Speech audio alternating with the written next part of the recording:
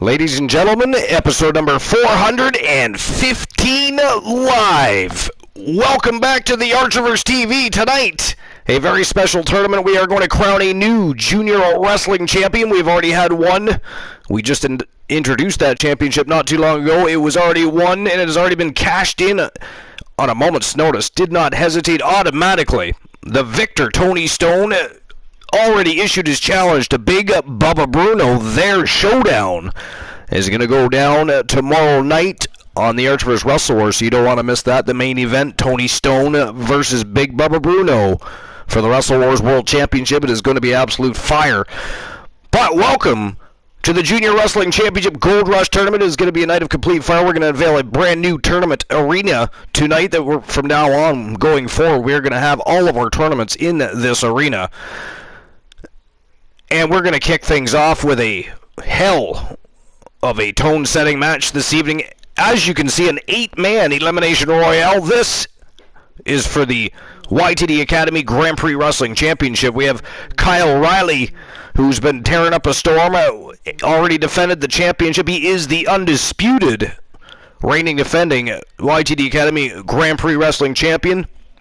Tonight he's got 7 villains looking to chase him down and steal that strap from him. Starting with Austin Furious, we have Roman Reigns, Bobby Lashley, Seth freaking Rollins, Vincent Blaze, Tenacious B, the man called Drek, and of course, we all know who the reigning defending champion is, Psychosis Kyle Riley. It is going to be one hell of a match. We're going to get to that in just a few moments. But welcome back to the show, and it is going to be a fantastic night of factual information, or at least somewhat factual information. You never know, news and rumors. You never know if they're factual information or if it is just information being leached as part of a rumor that everybody is circulating. But either way, it is factual information as far as we're concerned.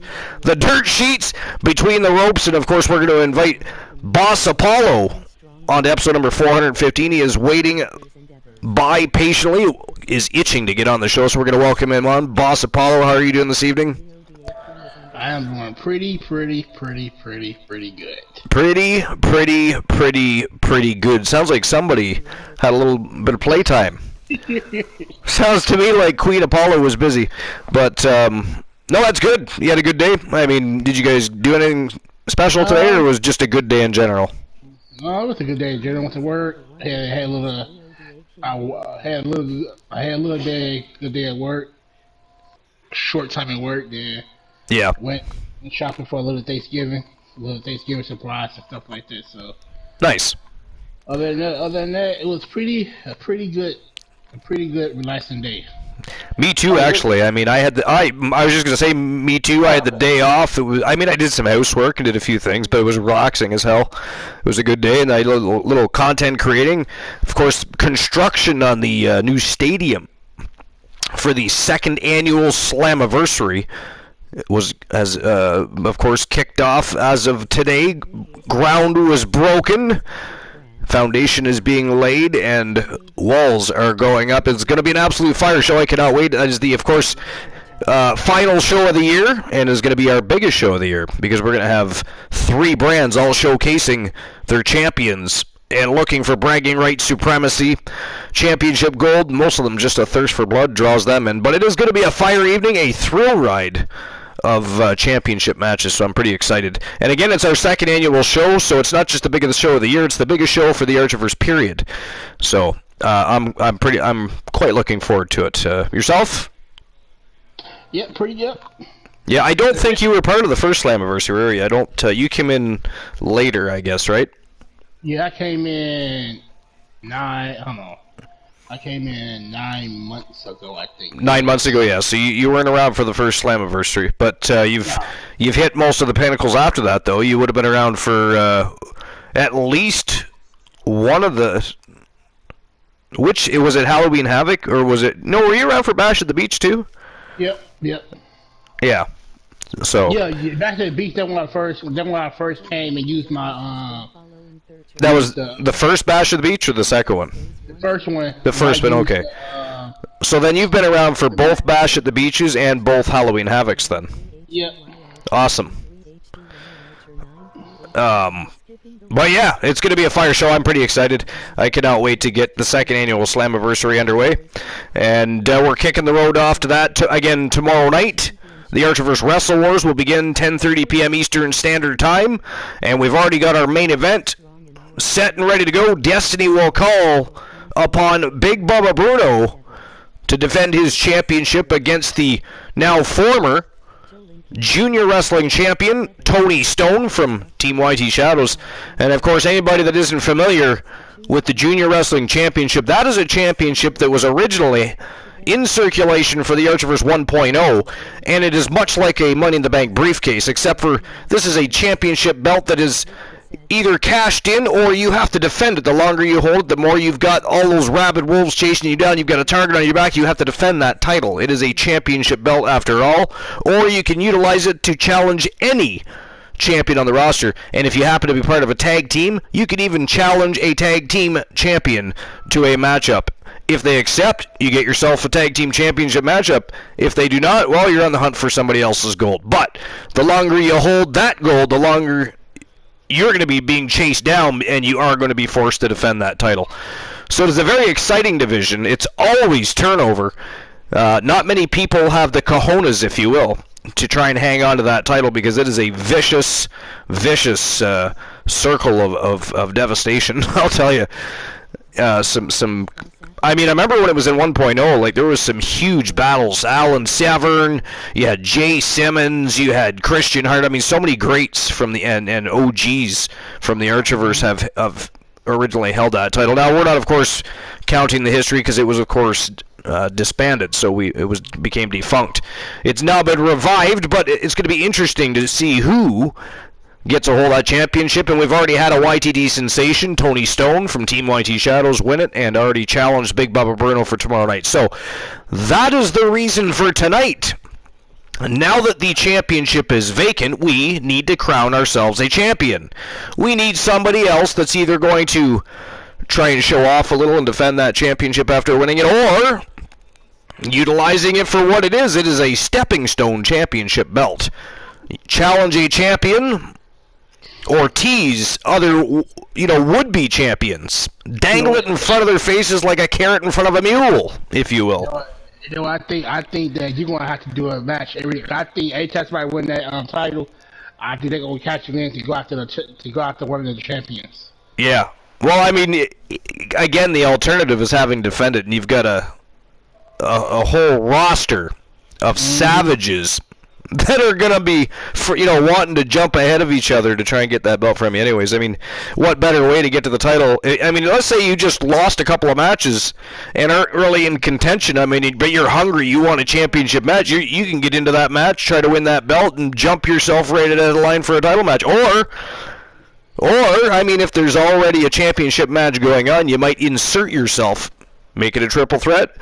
Fatal 4, Fatal 5, who knows what it is at the time, but you can have any championship match you want any time of your choosing. So if it happens to be during a matchup that's already been scheduled, then that match is altered. So subject to change, if you will.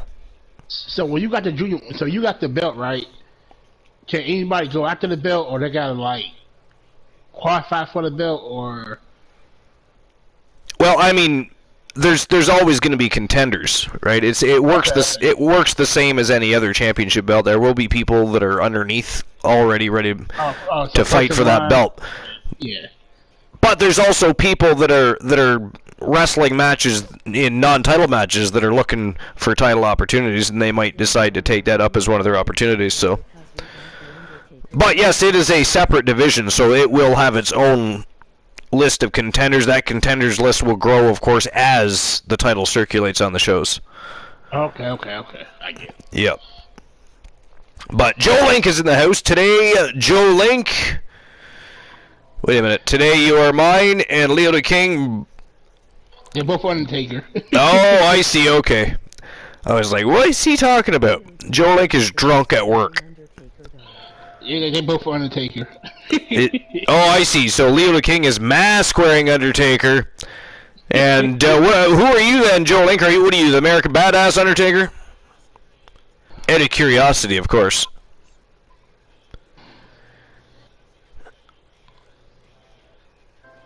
But anyways, yeah, be a great show tonight. As you can see, 8-man elimination royale, and then the tournament. The tournament is going to be absolute fire. If you already haven't been on Discord to check out the lineup for the tournament, it is going to be a thrill ride of a tournament.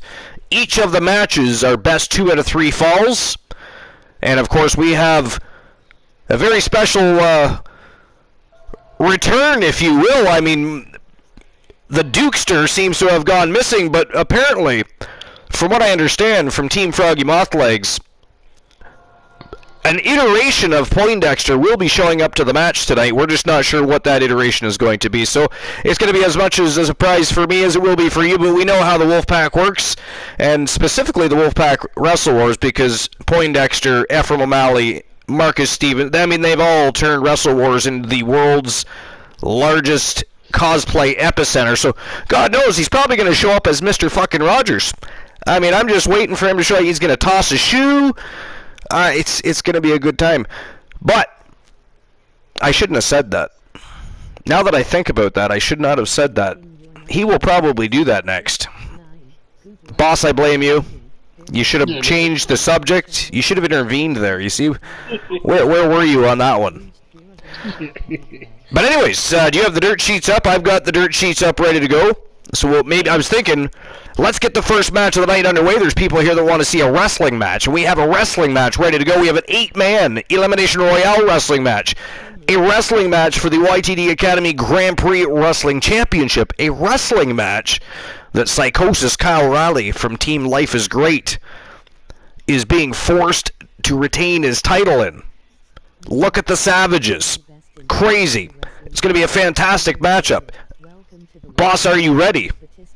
Let's rock and roll. Let's rock and roll. Hopefully we get Team Glenola showing up to the show soon. It's been a hot minute. I haven't even spoken to Glenola, and he was in somebody's channel earlier today, and that's the last I spoke to him. I know he was watching the season premiere, I believe, of Curse of Oak Island with his family, and I'm not sure. Yeah, but I don't know what he was doing thereafter. But we cannot wait any longer. People here want to see a show. We got to give them a show. It is time for the late night place to be in the most must-see show on Twitch TV. To rock and roll, get the electricity flowing, if you will. So, ladies and gentlemen, without further ado, episode number 415 live Junior Wrestling Championship Gold Rush Tournament. It is showtime and go time. Let's go.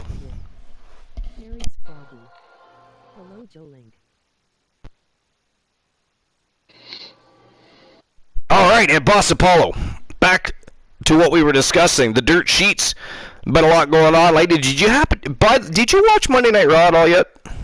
No, I haven't watched it. You did not watch Monday Night Raw. Okay, so the dirt sheets will be interesting for you. Let's see what's going on here. Sorry, go ahead. No, go ahead. It said, I see Triple H has a unique plan to bring back 2 popular WWE superstars. Do tell. Triple H might not be done with rehiring superstars who were released by the old Vince McMahon. The Vince McMahon regime? Yep.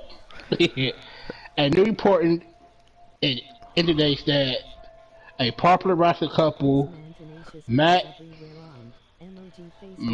Cardona and Carissa Green, might return to WWE. The power couple are very popular concept in the world of modern wrestling.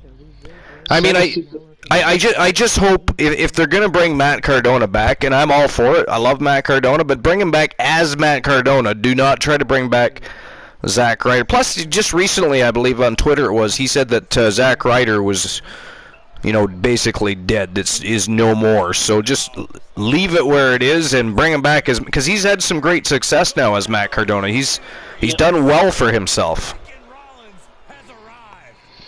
Yeah, no, I think too. I think that when superstars used to come, I think once they leave and come back better. Yo, Maze, what's going on? This man Tenacious B is everywhere. He is, yes. though, I think. Because I think sometimes wrestlers need to leave and rehabilitate themselves and come back and be better. Just like Drew McIntyre. You know, when he first came, they didn't know what to do with him. When he tried going with 3MB, that didn't work out for him. And then he left for a while, came back even way better. Yeah.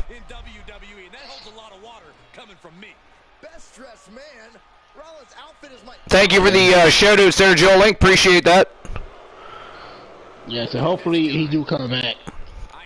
Yeah, I mean, like, I've always been a fan of Matt Cardona. I just never liked how they utilized him. Like, I always knew there was far more to what he was capable of, but, you know. And I thought once he garnered his own success with the Long Island IZ, you know, he did over, that was groundbreaking. Like, nobody else was doing that until he started doing it. And over 100 episodes at least it was of that YouTube show for him. And then at one point it looked like, okay, finally they're going to give him a push, they're going to give him what he deserves, and then no, they did not.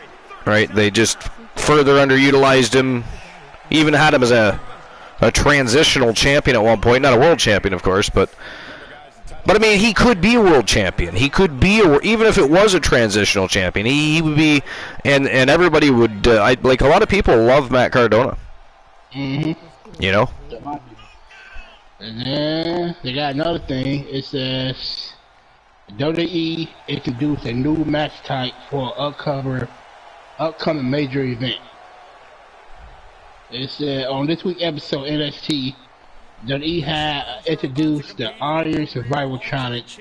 Oh, Joe Link wants the betting lines open. Go ahead. I'm just going to go ahead and open the betting lines while you're going through that. WWE had introduced I got you, Joe Link. The Iron Survivor Challenge for the upcoming Deadline event. A couple weeks ago, WWE announced NXT last special event of the year, NXT Deadline last week. It was announced that Shawn Michaels had a major announcement to make regarding to the show. This week, NXT Shawn Michaels announced that a new match type will take place in NXT Deadline. He called the match the Iron Survivor Challenge. What's that word? The Iron Survivor Challenge. The rules of the match are simple. It will have a 25-minute limit. 2 people will start the match. A new person will enter every 5 minutes. A superstar will earn a point for either a pinfall, submission, or DQ they scored. Moreover, the superstar who is pinned or submitted will be locked away for 90 seconds. This match will continue until the 25 minutes time limit, and the superstar with the highest score will be the winner. Shawn also announced that the match will have 5 superstars, and there will be 2 matches at the deadline. 1 for the men and 1 for the women. He also announced that the winner of the match will receive a NXT title match. Interesting. Mm-hmm. So basically, 25. So it's a 25-minute. It's a 25-minute match. 2 people will start. And superstar. So once you get pinned, you get locked away for 90 seconds. Interesting. I like that. Yeah. Alright, so I'm opening up the betting lines. So who do you guys think is walking out as the YTD Academy Grand Prix Wrestling Champion tonight? Is it going to be Vincent Blaze, Austin Furious, Bobby Lashley, Seth Rollins, Tenacious B, Roman Reigns, the man called Drek, or the reigning defending champion Kyle Riley? You got 5 minutes to make your bets. And there you go, Joe Link. I got you. Betting lines are open, sir. Sorry, go ahead there, boss. I just wanted to let them know the betting lines are open. Yeah, that's all about that one. So I don't know. So hopefully, I want how that match is going to be. Like, that should be like an interesting match. It sounds interesting. I mean, I'm all for innovative and fresh. So I'm, you know. So you get pinned.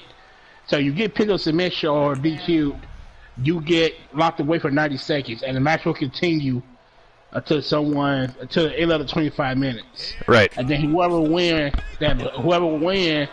will have a future title shot. So basically, it's like another one. It's like a number one contender meet. Hold on, a number one contender meets like. Hold on, did they have Matt similar to that before? Well, not like it, but like. No, not really. No. Representing the Blood Brothers from So basically, it's like a number one contender match, basically. Well, yeah, it's exactly what it is. I mean, but Okay. So it's one for the men and then one for the women. But yeah. I think they're gonna try NXT first, see how it goes, and I think eventually they're gonna bring to the main roster. So what do you think of the? Have you watched any of the World Cup, the SmackDown World Cup? No, not lately. Yeah. So, I mean, I would have liked to have seen them go out and get some talent from around the world and include them in the tournament, not just take SmackDown superstars that are from different parts of the area that we've already seen wrestle time and time again and put them in the SmackDown Cup. You know? Like, okay, I get it. Sami Zayn's Canadian. Thank you. Can we please have another Canadian that wants to make it in professional wrestling that we can include into this World Cup that could be a stepping stone for them, please? I like the whole concept, don't get me wrong. And who knows, maybe they'll do something like that later. But, I mean, I enjoyed the matches. I don't know if I'm fully behind that's not what I wanted. That's not what I wanted. Yeah. Every night they have like the Olympics they have, but they have like a Olympics for wrestling. Yes. They bring all the wrestling companies together and they. Right, and the winner of that World Cup is looking for a contract. Yeah, right? For real. So, and there's lots of independent wrestlers out there from around the globe. So why not utilize them and bring them in? Not just throw Sheamus into the World Cup and throw Sami Zayn into the. I mean, they're already busy with other programs and stuff. Like, I don't know. But anyways, I think they do that right. They do that. They do like they bring like 5 people. 5, I don't want to. That'd be nice. I don't want to trash it too much because they've already had some good matches, right?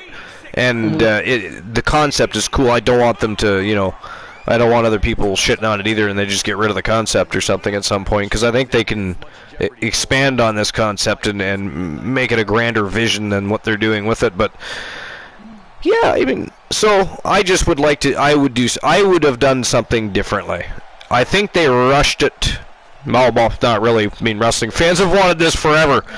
So, it wasn't really rushed, but I mean, once they finally made the decision to do it, it was rushed, I think, is what I'm... Yeah. You know what I mean? So... they always rush to something with these wrestling people. Yeah. So here's something from F4W Online, and it's an update on Randy Orton, Mia Yim, and JD McDonough. And this is from Joseph Courier. Says, hold on one second. Weighing in at 270 pounds, the Punisher, Austin Furious. I'm actually trying to find I'm on it, but I can't find what it is I'm supposed to be reading. Like, there's nothing there.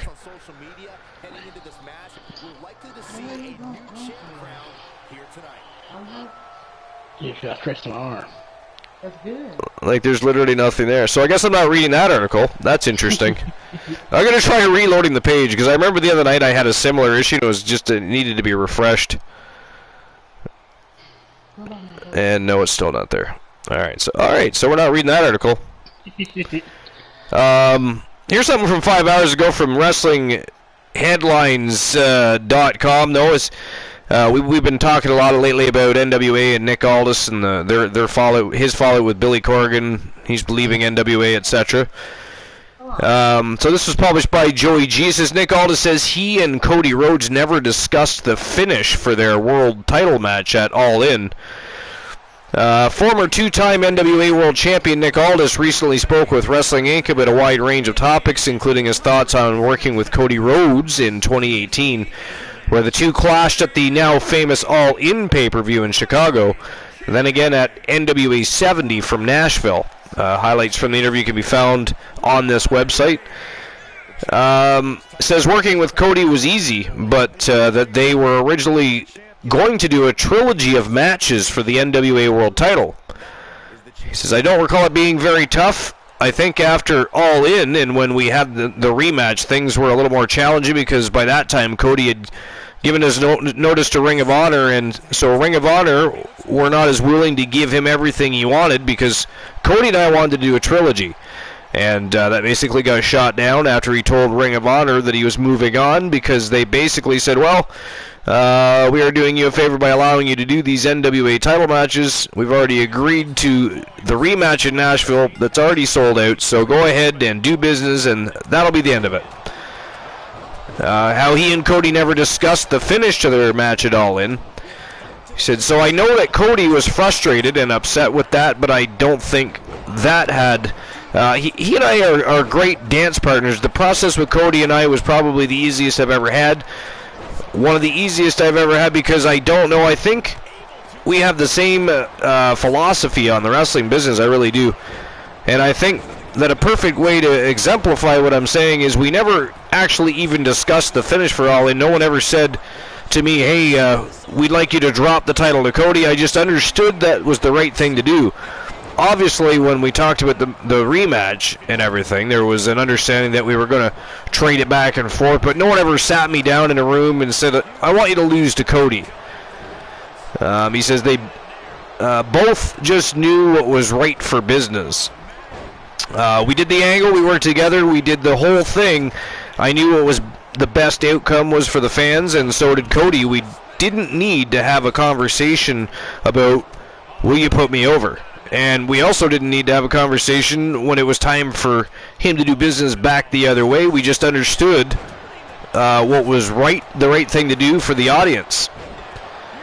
And I said it before when we were talking about it, bosses. I'm a real fan of Nick Aldis, and I would love to see him back in the WWE, or at least coming to WWE. Was actually an Impact.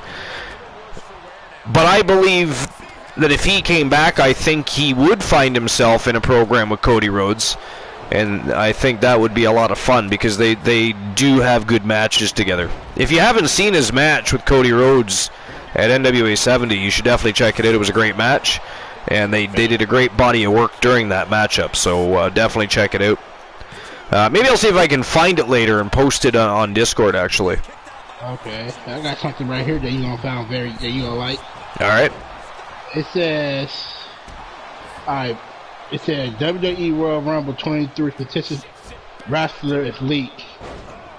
It says the World Rumble 23 is just a couple of months away, and its excitement for premium live event is building. Superstars love it to gain them a chance to headline WrestleMania, while fans love it.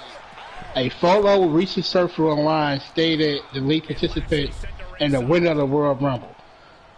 So basically, somebody leaked it, right? Yeah. So it's Seth Rollins, Matt Riddler, Austin Theory, Rey Mysterio, a couple of wrestlers. But guess who's gonna be number 25? Who? Cody Rhodes. Cody Rhodes.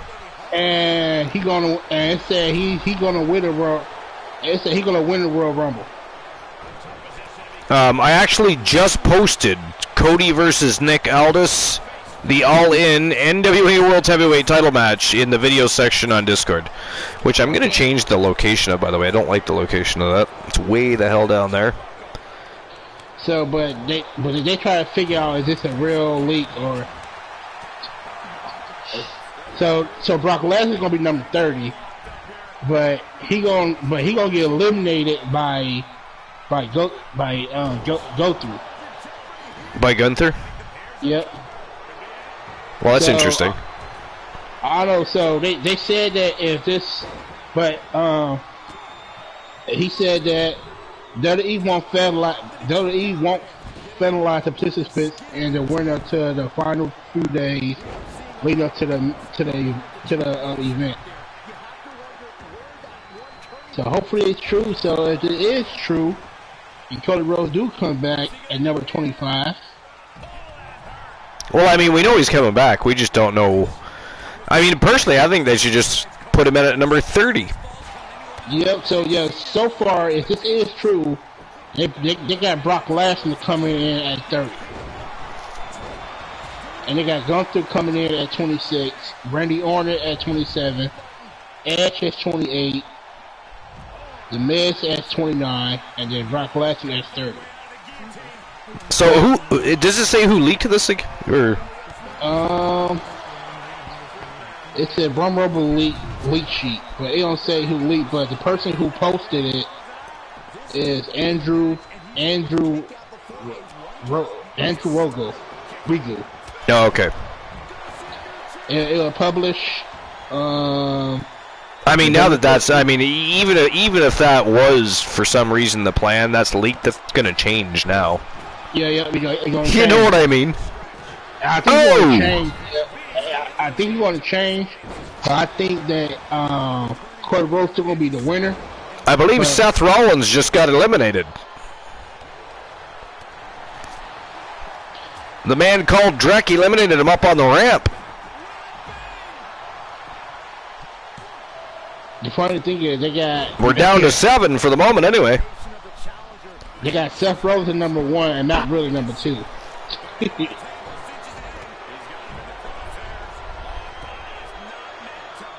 Oh, Kyle O'Reilly just went for a nasty ride a la Bobby Lashley. Lashley looking for the pin. Riley kicks out. Look at this, Seth Rollins, or sorry, not Seth Rollins. Roman Reigns with a pinfall attempt here on Drek. Look at there is bodies everywhere. Tenacious B on one side, Vincent Blaze is out over here. Austin Furious is just standing there recuperating. He's like, fuck this shit, I'm staying out of everything. Stupid commercial. Stupid ads.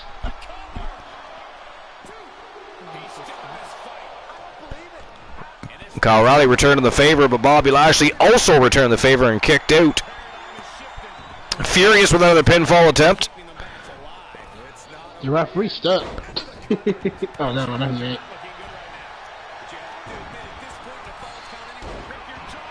Nice moonsault there by Vincent Blaze. Jeez, 630 senton on Bobby Lashley, but the referee's getting his ass whipped by Austin Furious. What is Furious doing here? What the fuck? What the hell? What in the blue hat? Like, what in the actual fuck is Austin Furious doing?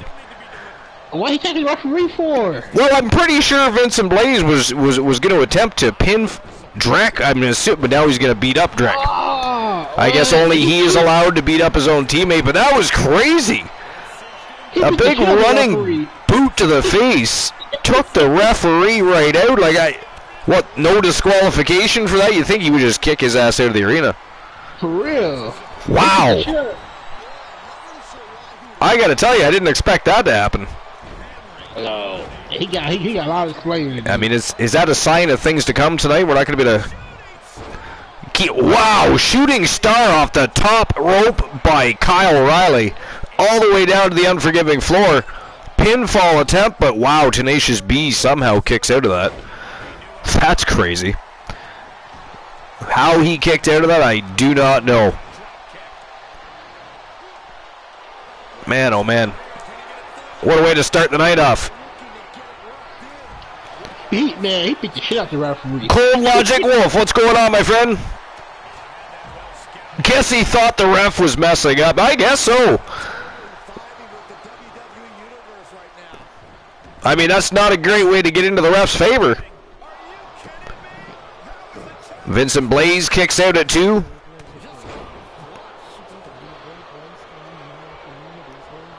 Big standing vertical by Bobby Lashley. Drek goes crashing to the mat.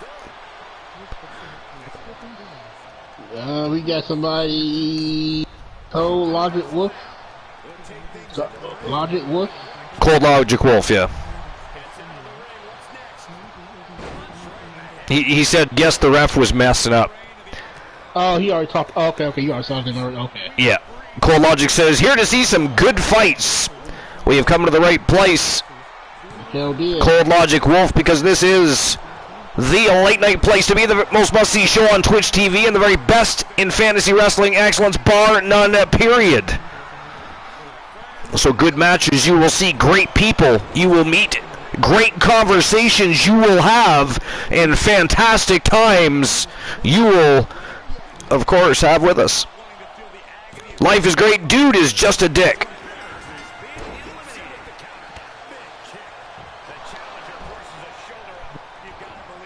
We are now down to 6.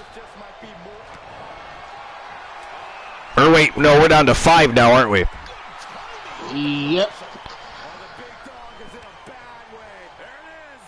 And there's another elimination. Roman Reigns is tapped out to a coquina clutch locked in by Tenacious B. And look at this, Austin Fury is already all over Tenacious B. And we are now down to 4. Was it Drek eliminated, or is he? Because if he wasn't eliminated, we were down to 6, but I don't know if he was eliminated and he's just out cold on the floor, or if he's just, out cold on the floor, not back in the match yet. We'll find out. Yeah, we will definitely find out. There was definitely an elimination that took place. I don't know if it was 7 or 6.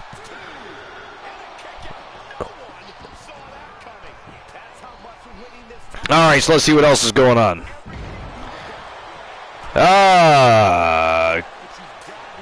Hey, here's a current list of currently injured WWE superstars. This is ringsidenews.com. Minute ATAV tab. So it says, Kevin Owens is the latest WWE superstar to take a break from in-ring action due to an injury. KO suffered an MCL sprain at the WWE Sunday Night Stunner House show in Madison, Wisconsin on November 13th, 2022. The prize fighter was rumored to be part of the men's War Games. And Vincent Blaze just got eliminated. It looks like Drek was eliminated. Yeah, still 5 people left. Well, now 4. I believe Vincent Blaze was just eliminated. Okay. I mean, I was eyeballs deep into into this article, but I did. Wow. You know what's crazy? Bobby Lashley and Kyle O'Reilly have been at each other's throats since the bell rang. Since the bell rang. Like, they have not left each other's side. They are like dance partners tonight. And Kyle O'Reilly's still in there, in it to win it. And now he's exchanging blows with Tenacious B, who has also picked up his game late into this matchup, by the way. Tenacious B looking real good in there right now, I got to tell you. But anyways, he was rumored to be part of men's War Games match at the Survivor Series Premium Live event later this month, but that no longer appears to be the case because of his injury. KO joins a long list of WWE superstars who are currently out of action due to injury. The injury bug has forced the company to scrap ongoing storylines and come up with alternatives. That being said, here's the list of injured WWE superstars. We have Aaliyah, Becky Lynch, Big E, Cody Rhodes, Kevin Owens, Logan Paul, Natalya, Randy Orton, Rey Mysterio, Rick Boogs. Wow, Kyle O'Reilly just eliminated Tenacious B, who was looking like he was on his way to at least making it to the final 2. Man, a match full of surprises this is so far. Robert Roode, R-Truth, Tiffany Stratton, and Tommaso Ciampa. The funny thing is, that's a much smaller list. If you look at AEW's injured reserve list, good God. But anyways, Candice LeRae is rumored to be dealing with an injury as well. The Raw superstar was supposed to be the final member of Team Bianca against Team Bayley in the Women's War Games at Survivor Series. But keep reading Ringside News and for more updates and information regarding that.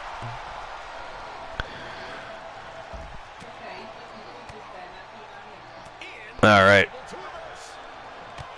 WWE Hall of Famer Bushwhacker Luke apparently comments on Pete Dunne using the name Butch.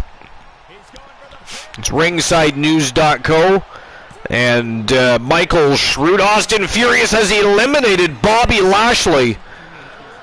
We are now down to the final 2 contestants. Austin Furious from Team Anger Issues TTV. And Psychosis Kyle Riley, the reigning defending champion from Team Life is Great. What a match. Alright, I think we pause the list till the end of this matchup. What do you think, boss? Yeah, I see it. I think so too, we should. Camel Clutch locked in. Riley's in trouble here. Furious has that locked in tight. He's got to get his...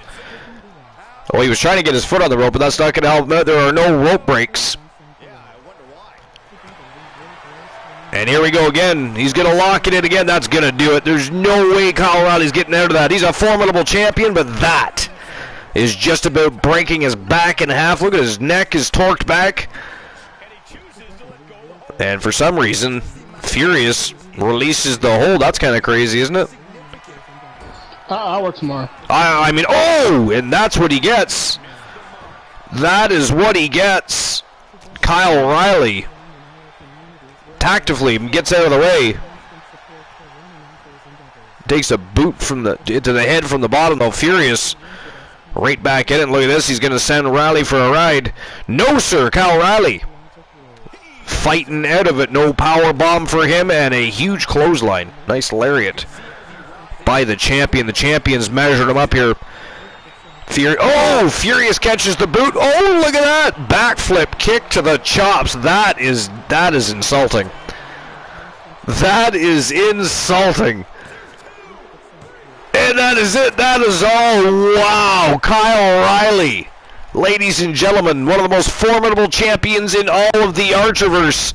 He is still your reigning, defending, undisputed YTD Academy Grand Prix Wrestling Champion from Team Life is Great. That was one hell of a victory. Congratulations, Psychosis Kyle Riley.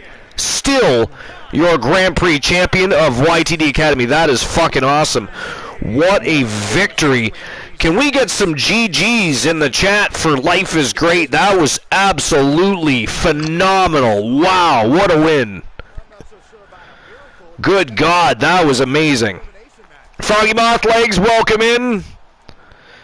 Glenola is in the house.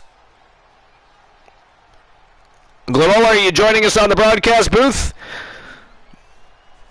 Feel free whenever you wish. Boss and I have the ship, but it's always good to have the great Glenola in the house. But my God, what a match. Life is Great. That was awesome. Your boy is look at the guys inside the ring kneeling in respect to Psychosis Kyle Riley, ladies and gentlemen. Look at the show of respect. Now that is awesome. Alright, congratulations again to Kyle Riley and Team Life is Great. Now on to the feature of the evening.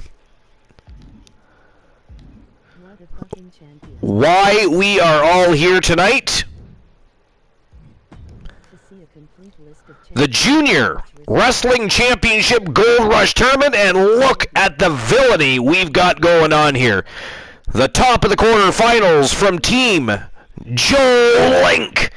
The phenomenal Joe Lincoln, one half of the Archerverse World Tag Team Champions, now rebranded the Wrestle Wars World Tag Team Champions, taking on from Team Krondos BR, Ted Cobb. Next matchup of the evening, well, formerly known as a lot of things because he is definitely the king of cosplay. He has turned the Archerverse into the largest cosplay epicenter in the entire world.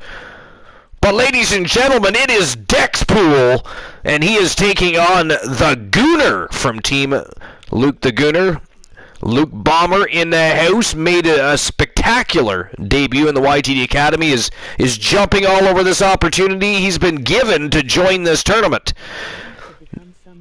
In the next leg of the tournament, we have the Nightmare Damien from Team Kraken Skulls taking on the one Elijah Archer, who is also decided to enter this tournament. We have Demon Razor from Team Boss Apollo, and Demon Razor taking on none other than War the Machine from Team Glenola, representing the Wolfpack.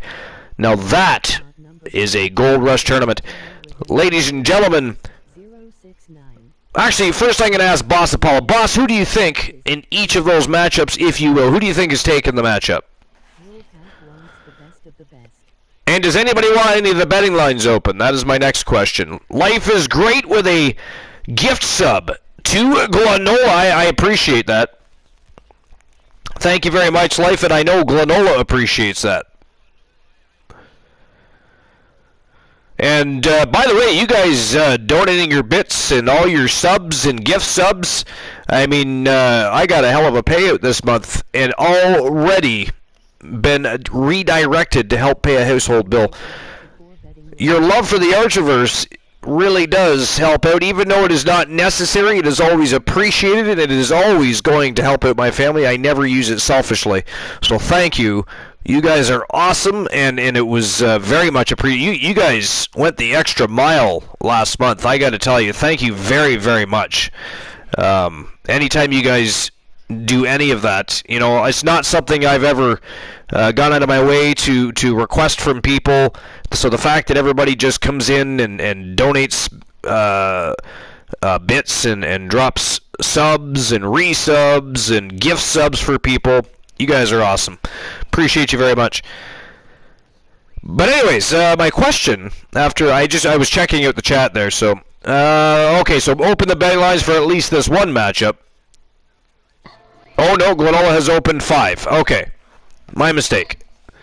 So he is in the process of opening all of the betting lines, basically, is what's happening there. So let me go ahead and get the first betting line of the match of the night open and ready to go. First match, I'm going to Lincoln. You're going who? I'm going to Lincoln. You're going with Lincoln in the first match? Yep. Then second one, I got Deadpool. Dexpool.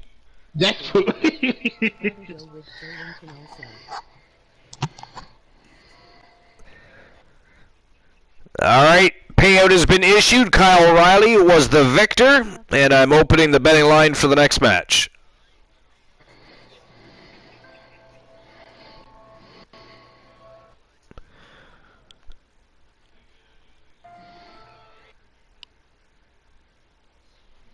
Okay. So I'm guessing you don't remember who else was in the match, boss, because you stopped at the second one. Oh, I think...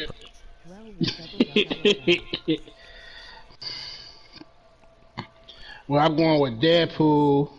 I am here for this Kyle hype. That is Dexpool. Yeah, I mean, I can say that. Yeah, Dexpool.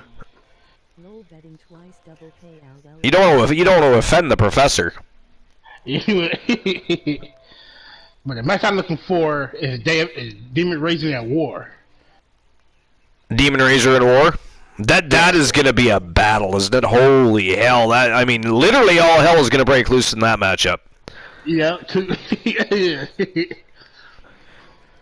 You know, I wonder if Ted Cobb is any relation to Ty Cobb. That's what I wonder. I mean, Ty Cobb was a nasty bastard. Hell of a baseball player, but he was a nasty bastard. I mean, I could see the relation perhaps being there. All right, so who do you guys think who's moving on to the semifinals? Is it going to be the phenomenal Joe Lincoln from Team Joe Link, and of course representing Phenomenal Soul, or from Team Crondos BR, Ted Cobb, one of the newest YTD Academy sensations? Who do you guys think is moving on to the semifinals? You're going to have 5 minutes to make your bets. I want to leak it. I don't know too much about Ted Cobb yet, so. Ted Cobb is still fairly new, but he's been absolutely sensational, though. He's already been a champion. Yeah, I saw his matches. Yep. Looking good. He do, but he got his hands for tonight, so. He absolutely does. But, Can't even disagree with that. Can't even disagree with that. Anything possible, because we had tables beat 2 of the wrestlers at the same night. back to back. So That is true. That anything is true. I gotta tell you though, I'm super, super impressed with Kyle O'Reilly though. Man, oh man. I mean, that is the second time in a week that he's defended that title, and what a way to do it. And 8-man elimination royale. If that doesn't stack the odds against a champion, I don't know what does. And he came through it brilliantly, and the perseverance there, the resilience, because I mean he was taking listen, Kyle O'Reilly and Bobby Lashley went toe to toe for over 10 minutes. They did. They were dance partners. They didn't, and then he went on to start eliminating other people. I mean, what a champion! What a champion! Life is great. Team Life is great. Has to be really super impressed with their client. I mean, Life is great. I'm gonna go out on a limb and say I'm pretty sure Kyle O'Reilly deserves a raise, a promotion. Maybe he should be. Maybe you should pull a Tony Khan and make one of your wrestlers, one of your superstars, one of your television focuses. Make him the EVP.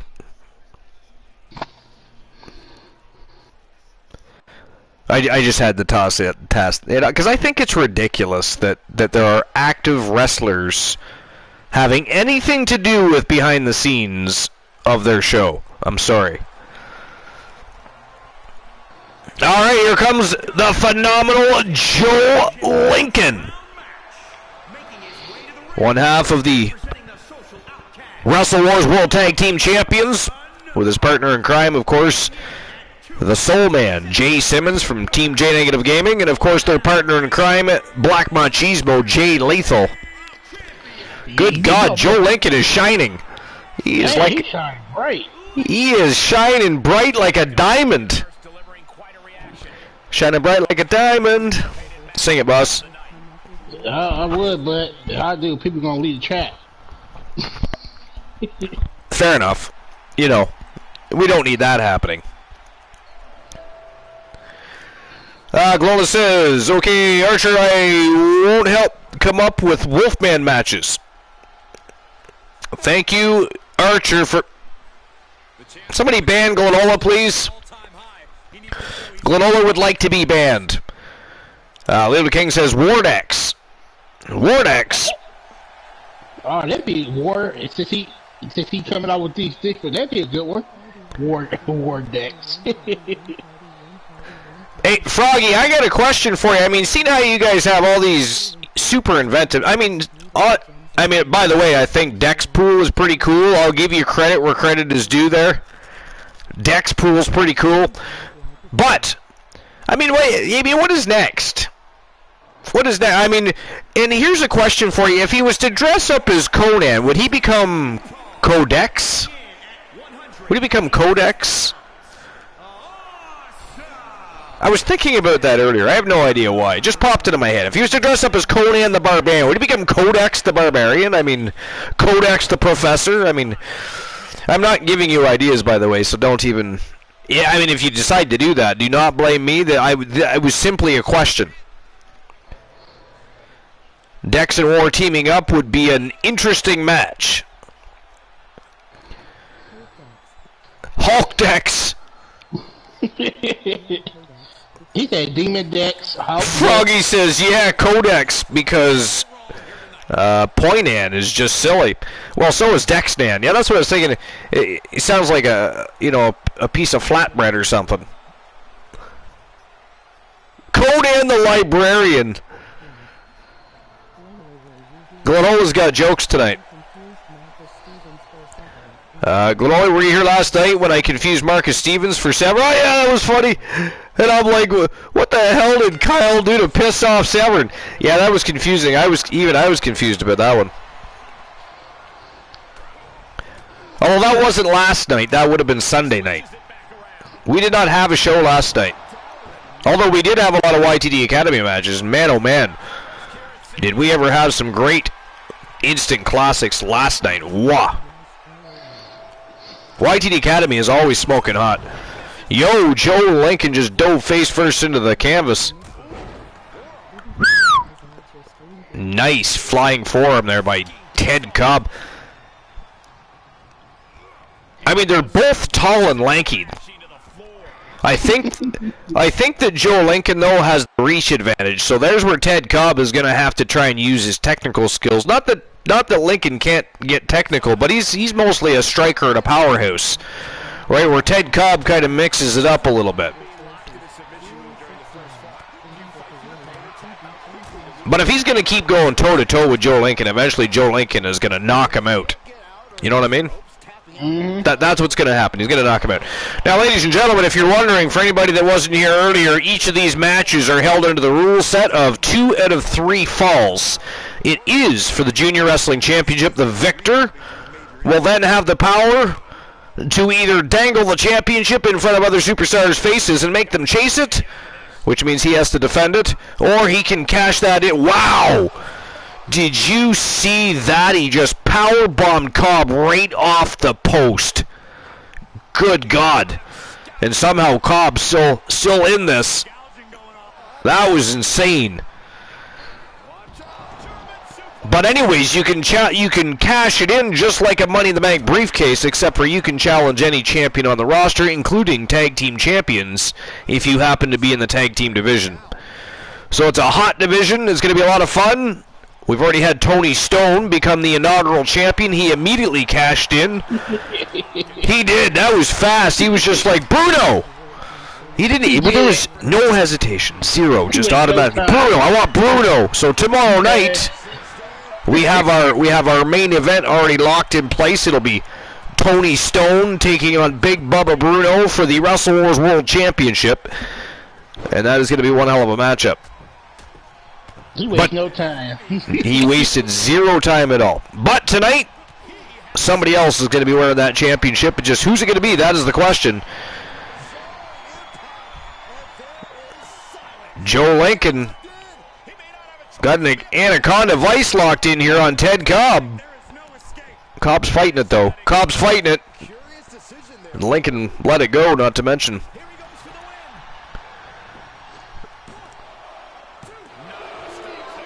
Gets that shoulder up, 2 count only.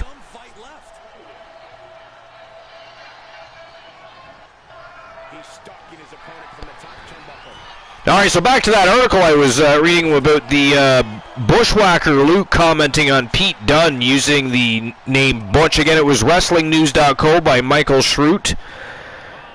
And it says, Bushwhacker Luke was interviewed by Sportskeeda to promote his book coming out called The Bushwhackers, Blood, Sweat, and Cheers.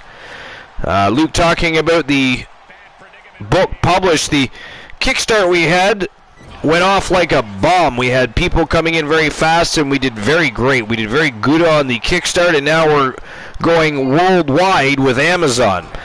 The author of the book, John Crowther, talking about how he got involved in the project. I grew up a fan of pro wrestling back in the 70s, which kind of dates me a little bit. I grew up in Florida, here in the United States, and a big fan of championship wrestling from Florida. As a kid, I remember Luke and Butch coming to Florida, not as the Bushwhackers, not actually as the, but actually as the sheep herders. For those who didn't know a lot about their background, you can read a lot about it in the book, but they were one of the most vicious tag teams ever to step foot in a ring when they appeared as the sheep herders throughout many of the NWA territories. So I was a big fan of theirs from that time. And then a few years ago, I actually started writing comics, so I was a comic book writer, writing for such publishers as Heavy Metal Magazine and Antarctic Press. I decided to start doing some biographies on pro wrestlers in comics, and which led to Luke and I getting into a discussion about writing. And that is the first fall by the Phenom, Joe Lincoln. It is 1-0 over Ted Cobb. So he said, got into a discussion about writing, which I kind of laughingly call a real book, and we did the Bushwhackers autobiography. So it's 372 pages of amazing stories that cover their entire 50 years in the ring. 50 years in the ring. That's amazing. Mm-hmm. So every Wednesday night, kind of what we're doing now for about a year and a half, Luke and Butch and I would go on a live broadcast like this, just the 3 of us, but Butch actually in New Zealand. We would talk about And Ted Cobb evens it up, ladies and gentlemen. It is now 1-1 between Ted Cobb, the awesome Ted Cobb, and, of course, the phenom Joe Lincoln. Who's going to win the match? Who's moving on to the semis here? Is it going to be awesomeness or phenomenalness? Phenomenalness, now a new word, by the way. I just made that shit up. Just made that shit up. Phenomenalness. Take that, Wikipedia. But anyways... we would talk for about 2 hours or so. I'd record it, and we would talk wrestling and about their lives leading through their entire careers. As they would tell me stories and bring up different men and women from their, career, whether it be like a Jerry Briscoe or Hulk Hogan or Rip Rogers. I mean, it goes on and on. I would jot down their names and make it a point to reach out to these individuals, and what I did, so...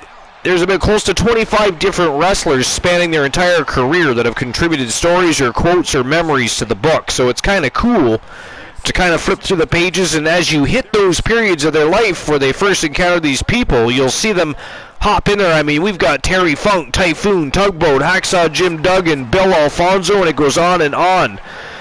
Stephen Caron, Brian Blair, and all these guys are in there. Bushwhacker Luke on Pete Dunne.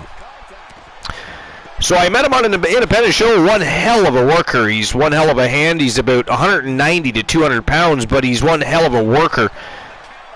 On his thoughts on Dunn using the name Butch, he said, yeah, that's fine with us. I mean, I came up through the ranks and people helped me. When we came to North America, we were already a proven team. I like to see talent coming up and getting a break. I thought that he would stay in NXT because of his size. They brought him up into a great situation. And that's where that article ends, but they're going to, of course, update that as more comes out later on. Because I guess they have more discussions to be had.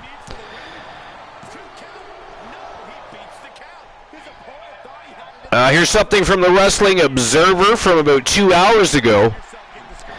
AEW's Jeff Jarrett explains make-believe monster comment about WWE's Braun Strowman. And it's by Josh Nason. So during last Wednesday's AEW Dynamite, Jeff Jarrett took a shot at both WWE and Braun Strowman in an effort to put over Satnam Singh. And ladies and gentlemen, that is it. That is all by a score of 2-1. The winner of the match, and moving on to the semifinals in this Gold Rush tournament from Team Kronos BR, the awesome Ted Cobb moving on to the semis. He is your victor. What an upset. That's a big upset. That is a huge upset. It is.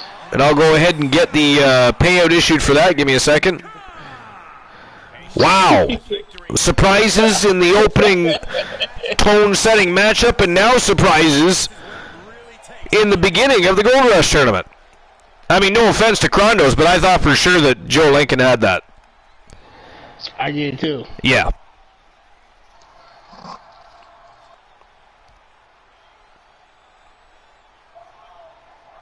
All right, Ted Cobb is your victor, and the payout has been issued.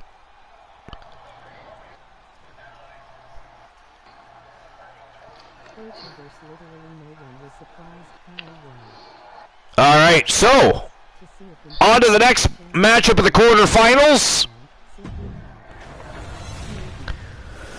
Here we go. Good God, what an awesome night so far. Fantastic matches. All right, so the next match of the evening, ladies and gentlemen, it is Dexpool taking on the Gooner from Team Luke the Gooner 94. Froggy Moth Legs, I hope you're ready. Here we go, baby. Dexpool versus the Gooner. That is the next match of the night. Who is moving on to face Ted Cobb in the semifinals? This one, I'm going with Dexpool. You're going with Dexpool on this one? Well, all right. I'm going for Dexpool. Oh, here we go. Here we go. He's betting on Luke the Gooner, but he wants Dexpool to win. Ghastly. All right. So is it going to be Dexpool or is it going to be the Gooner? I almost put the Goonie. Goonie. Now that's funny. That's actually one of my favorite movies of all time. Oh man. Just because it was such a simple, easy story, and it was a lot of fun. It was a good adventure. Yeah, that's like Right? that's a classic. Yeah. Yeah, sure was. I love that movie. All right, there you go, guys. The betting lines are open. You got 5 minutes to make your bets. Who's going to be Dex Pool or the Gooner? We're going to find out right now. It is showtime and go time at matchup number 2 of the quarterfinals. Let's go. I'm just going to catch up on chat here real quick before I get back into that article. Life is Great says Dex Pool. Froggy says go time. Life is Great says Archivers literally no one was surprised Kyle won. Everybody was surprised Kyle won. How dare you?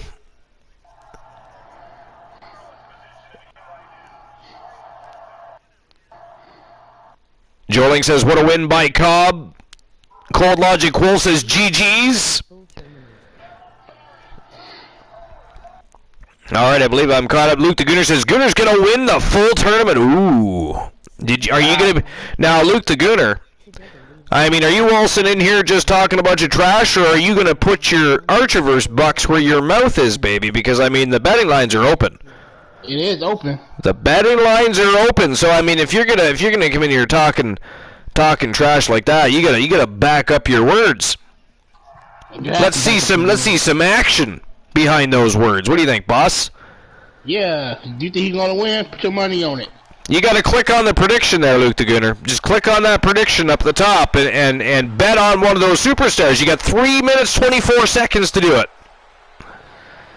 it. Do you see the prediction, Luke?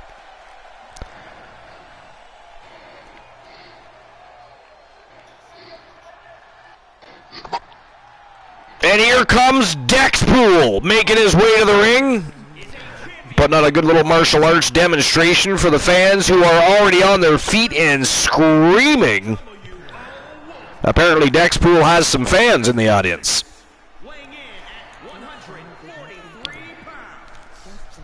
Froggy Mouthlake says Dex gonna give it to ya. Luke says I just betted. Fantastic. First time better. There we go. It's a great way to participate.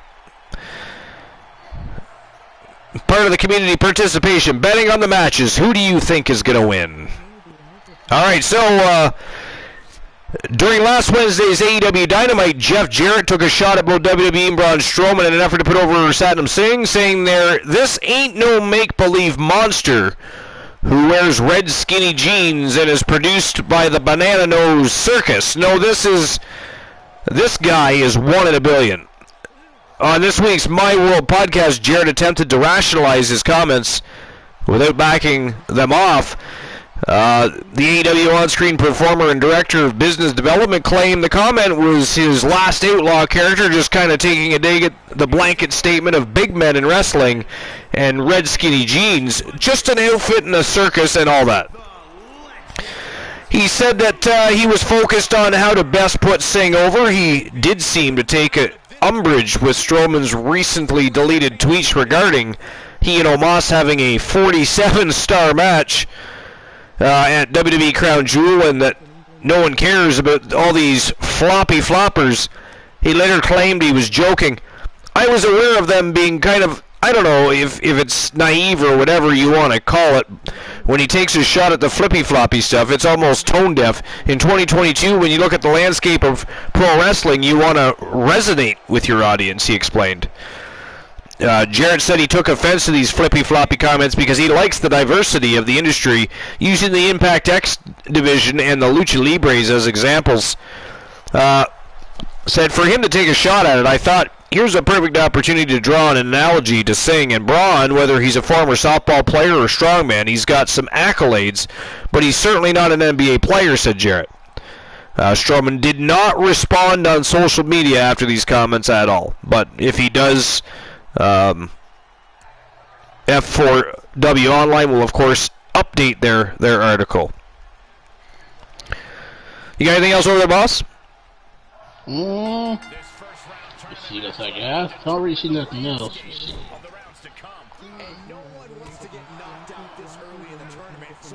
Or if you have a list you want to give a go, that's fine too. We can always jump into between the ropes. I just gotta find me a list real quick. Here's something from Wrestling Observer while you're looking for a list. It says Saraya feels she'll be under a microscope for AEW in-ring debut. It was by, again, Josh Nason. So ahead of her first match in nearly 5 years, Saraya is already feeling the pressure for this Saturday's AEW Full Gear. Talking to Chris Van Vliet, she said that her match against Britt Baker on the pay-per-view is going to be a big deal for everybody involved. I'm going to be under a microscope that day. Everything I'm going to be doing is going to be scrutinized, she said, adding she is going to stay off social media after the match because of it. Formerly Paige in WWE, Saraya hasn't wrestled since December 2017 due to sustaining another neck injury that put her in-ring career on the shelf for a short term. After her surprise AEW on-screen debut in September, Saraya has been more physical in recent weeks leading up to her return. To her, she said she wants to ensure both herself and Baker are safe on Saturday while telling a good story and having a good match. I'm already too much in my head at this to this point where I just want to be good. I have to focus on making sure that I keep myself safe and make sure Britt is safe, and the pressure of having a match is wild to me. It's a beautiful story, but it makes me nervous, she said. And any further comments or updates to this story, of course, will be updated by F4W Online, should there be any. So it's going to be good to see her make her in-ring debut, or re-debut, if you will.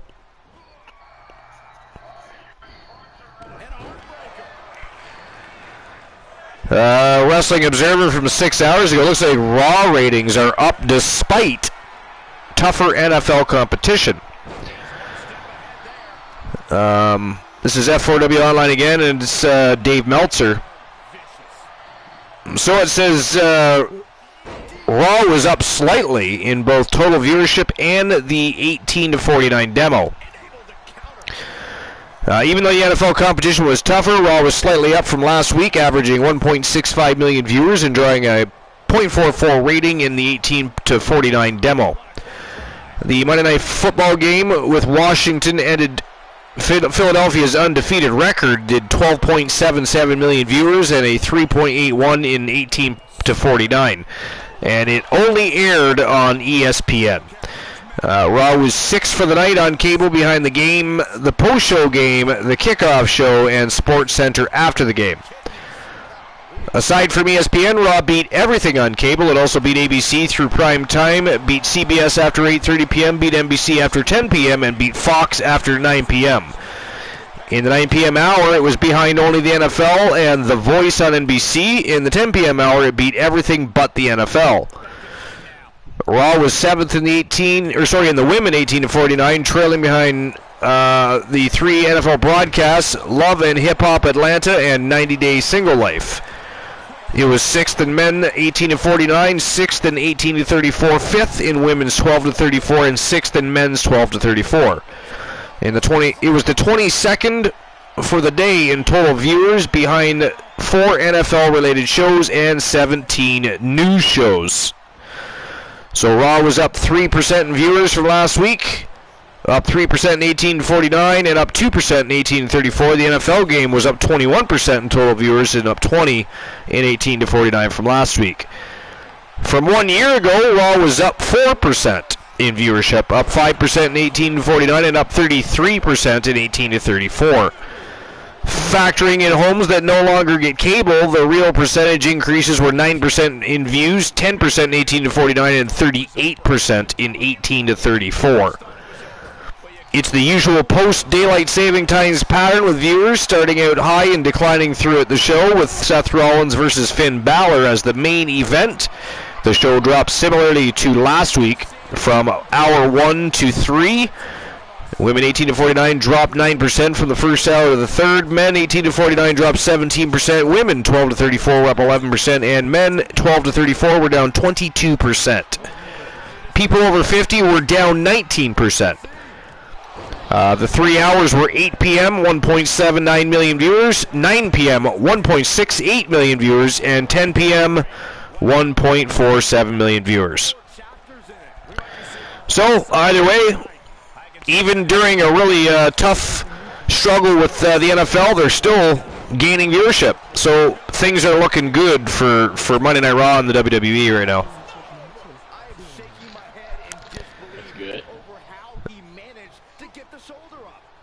All right, so now did you find a list? Yeah, the list I found is 10 wrestlers, top 10 greatest wrestlers to never wrestle in WWE. Okay, sorry, say that again? It's the top, 10 great wrestlers to never wrestle in WWE.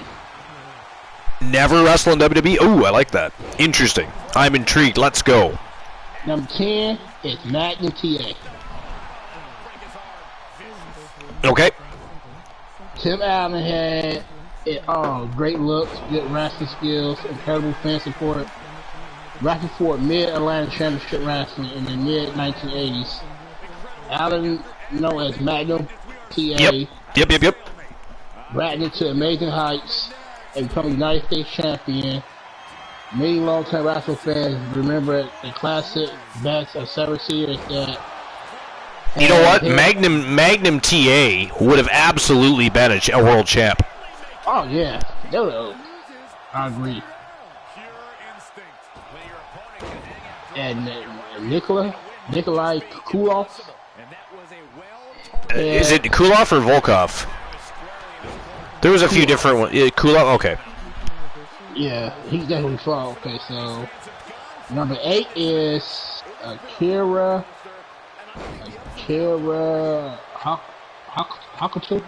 Hakuto. Yeah, I know who it is. Alright. I would imagine a lot of people know who that is. Some might not know. Ryder considered one of the greatest female grapplers to ever. It is now 1-0 for Dexpool over the Gooner. A pair of heels for wrestling boots. Akira is the true legend in Japan. Debuted in the ring when she was only 17 years old. Akira earned a series of accomplishments from All Japan Wrestling from the mid-80s to the 90s. The Dangerous Queen dominated the women wrestling scene by employing and leading, and rival rate included the Northern Light Bomb and the Dangerous Queen Bomb, named after her. Number 8 is the Midnight Express. I love the Midnight Express. I've actually seen quite a few of their matches. I don't know if you have, but if you haven't, definitely check them out. Amazing team. The tag team wrestlers had long been a very part of any wrestler's promotion, and one of the industry premier teams of all time was the Midnight Express. They performed in the numbers of dating back in 1980. The first to get a national attendance was the duo of Loverboy and Reverend Brandy Rose. The Beautiful Bobby Allen also tagged with them, who was simply replaced by Sweet Satan Lane. No matter the preparing, the Midnight Express was always managed by unique and loudmouth Jim Cornette.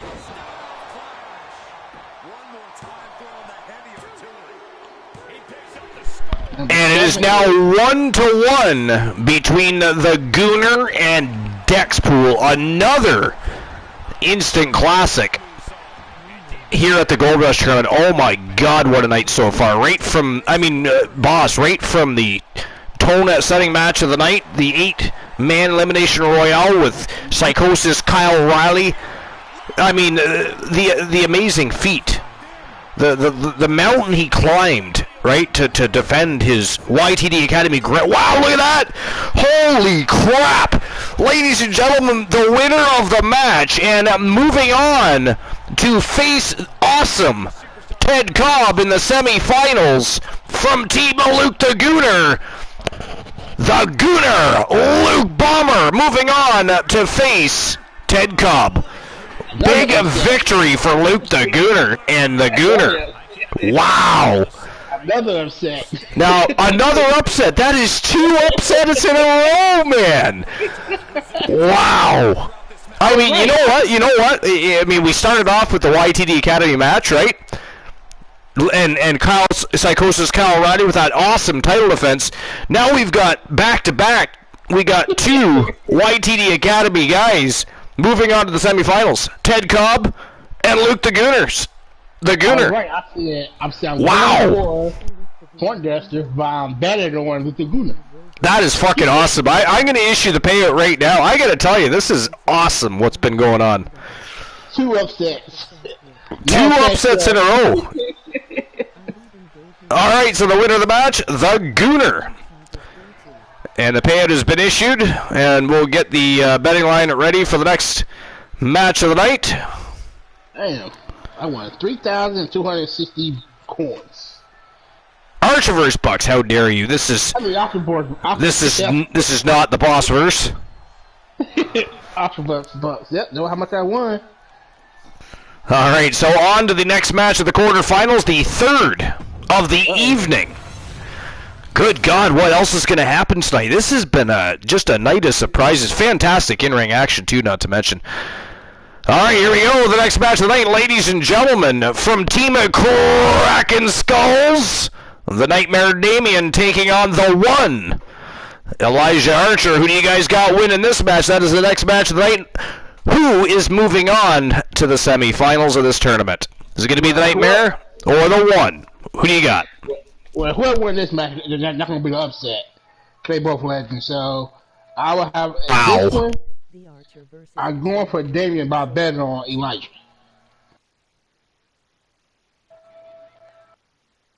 This is the rise of YTD.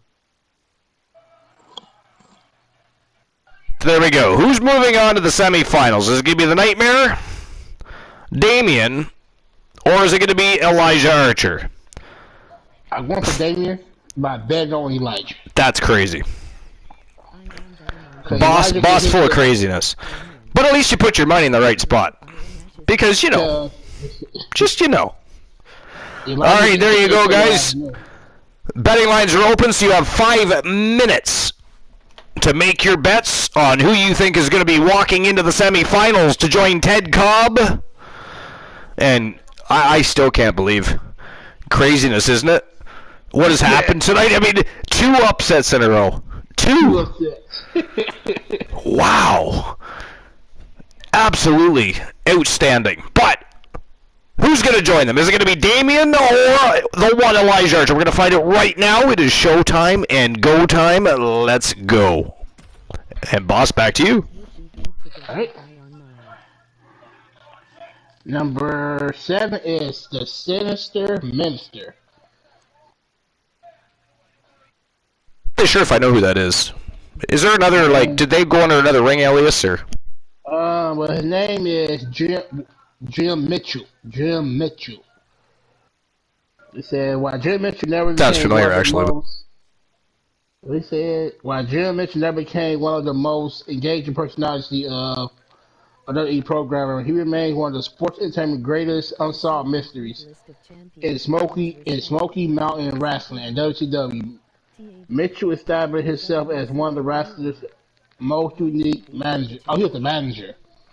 Most unique manager, but he was ECW, where he really took things to the screen by doing a bright contrition suit as the Sinister Minister. Chrono says, this is the rise of YTD. Good God, you're not wrong so far. I mean, who would have thought that would have happened? Right? We've already got 2 YTD Academy superstars moving on to the semifinals. I mean, it's absolutely absurd. Glenola, by the way, mocked you. Just throw that out there. He says, Glenola says, not what I say. Not my words. Can't make this shit up. But Glenola says he's going for Damien, but betting on Damien. Glenola, you're doing it wrong. You got bet on Damien, and you got to go for Elijah. He said he better on Damien by going for Damien. He sadly, it little pains him to try and bet on Archer, so. Yeah, I do. I do all the time. Alright, number 6 on the list. We need to change. Chronos, do not entertain Glenola's antics. We do not thank Archer. We do not appreciate Archer. We thank the community. You thank yourself. Matter of fact, you can do so. Just shout yourself out! ! Yo. That's a lot of fun. Try it out. All the cool kids do it. You know what? I don't even know who I am for the night. I need a personality check. Hold on 1 second. Me either. I know who I am either. I gotta do the same thing. John Moxley. There you go. Chronos with a show. He shouts himself out. Look at that. Chronos BR has arrived.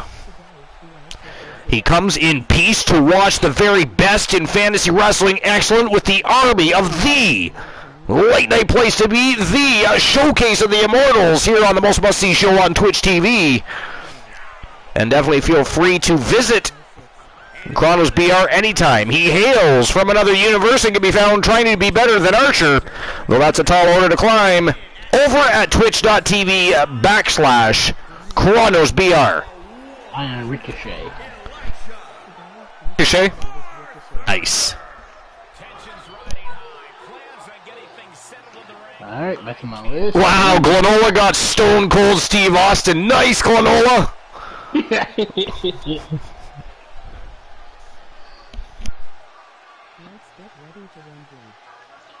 Number 6 on my list is Nikolai Kulov. He already on the list, or was that something else we were talking about? No, he's on the list. He is the greatest. Yeah, he on the list. He's number 6 on the list. One of the more impressive figures to have ever completed the ring. Nikolai Kulov's career spanning from the mid-1980s to the early 1990s.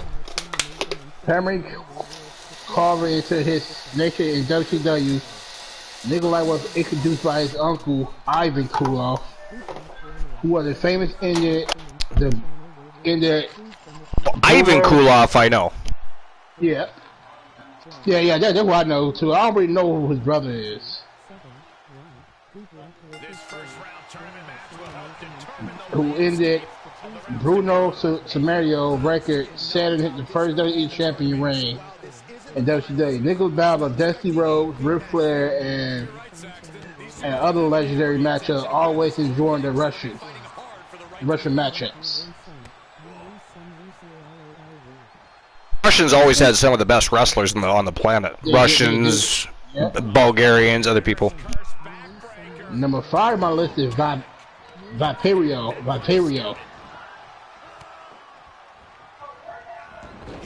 think I said his name right. I mean, would it be the first time we butchered a name? Yeah. Long before The Walking Dead. This is what we do. I mean, we've all heard Woozy try to pronounce people's names when doing Between the Ropes. I mean, we are not perfect. We are not above Woozy. We're going to join the ranks, as a matter of fact. But, boss, while you're continuing your list, I actually have to use the facilities. I'll be right back, good sir. All right. Keep everybody amused. Do not bore them, or I'll have to call you Soul Embers. All right. Number 5. Long before The Walking Dead first rated audience on Sunday nights, the Demon Vampirio test battle opponents and fans alike through the 1990s. Trained by the Sasana Abdullah the Butcher, and the mystery Canadian found his way to Mexico, where he transcended in personal topical tattoo punk, a human horror show. Vampirio became a multi-time champion, one of the most popular wrestlers in the nation's history before it picked up by WCW.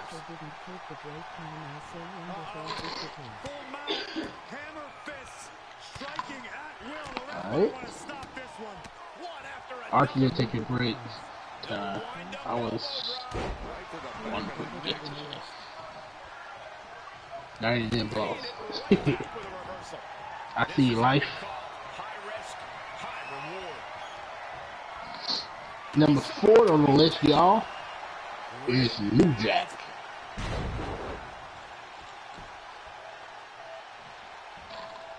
With ECW as barbed wire, New Jack was perhaps just a little too hardcore for WWE crowd. The 3-time ECW Tag Team Champion became the Philadelphia icon by carrying a garbage bed, worth weapons to the ring, including a kitchen sink with Dr. Dre rhymes blasting from bell to bell.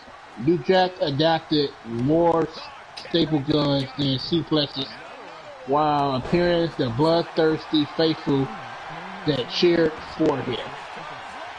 New Jack. Well, any of y'all are new. Well, and y'all remember? Well, any of y'all are New Jack fan? Well, we know that. Anybody else? Well, y'all are New Jack fan? Shoulders are down. And they're out. Waist lock.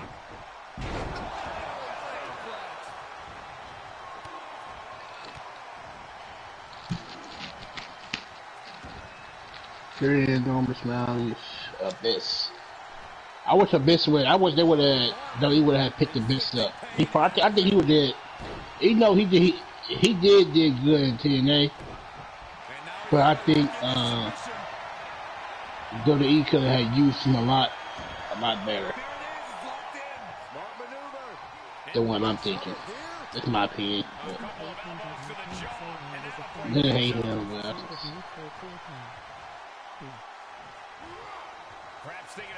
yeah, I agree. I wasn't really a fan of New Jack. I wasn't really a fan of New Jack like that either. Yeah, Abyss never wrestled WWE, but I wish they would have picked him up before TNA did. I have returned. What's going on? What have I missed? Ooh, Archer unleashing a barrage of strikes here. Leg strikes. Some big right hands. Good God. What is there? Has there been a pinfall or a submission yet? What's the score? I wasn't paying attention. I was reading. What's the score, guys? Is there a score count yet, or is it still nothing? Arthur, were you a fan of New Jack? Pardon me? Were you a fan of New Jack? Lou Jack? Yeah, New Jack. Oh, New Jack. Yeah, I like New Jack. Yeah, he made number 4 on the list. He's number 4? Yeah. Chrono says Abyss never wrestled in WWE just as a man. Yeah. That's unfortunate, but true. Yep. I wish they would have picked him up. But he did good in TNA, but I think he would have did better in WWE. All right, Life, you have a good night. Thanks for being here. As always, my friend, you're a valuable member of this community. And by the way, again, congratulations. What a victory for your superstar. Still the reigning defending YTD Academy Grand Prix Wrestling Champion from Team Life is Great, Psychosis, Kyle Riley. Ladies and gentlemen, congratulations. Have a great night, Life. And Joe Link says it's nothing to nothing.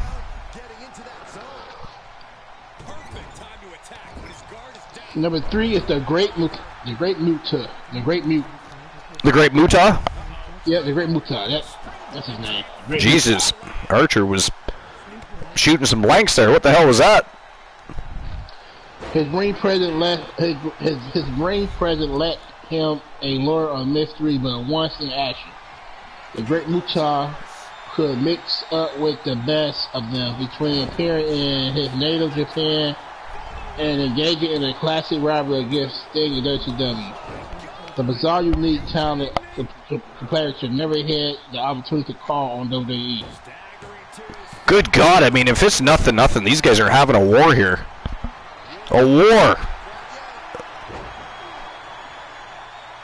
Number 2 is Abdullah the Butcher. Ooh, Abdullah the Butcher. A feared superstar indeed. When it comes to unpredicted individual inside the square circle, Abdullah the Butcher is at the top of the list. The madman from the Sunday enjoyed great success at AWA, WCCW, and across the Japan and Puerto Rico. Oh my God, he folded Archer like a fucking accordion. And he still kicks out. He kicked out. Can you believe that? Did you see that? Wow. Oh, when you're done that part of the list, you got a joke time, boss. Alright. I believe that's the first one. Then I'm just looking back, making sure none of us missed anything. I don't think so. No, we're good. That's the first one. He got success everywhere except WWE. But he had found this way into WWE ring. The Butcher, Unique, very ruthless. And Battle would have taken him to extreme heights in WWE. I agree. Yeah. Oh! What a body splash. Look at this. He is measuring Archer up again. Archer's in trouble here. Here we go. Oh, no. Here we go again. He's going to... Oh, he did it again. Oh, that is ghastly. Did you see him fold his spine? Oh, and he kicked out again. He kicked out again. Archer doesn't know how to quit. Number one is Sting.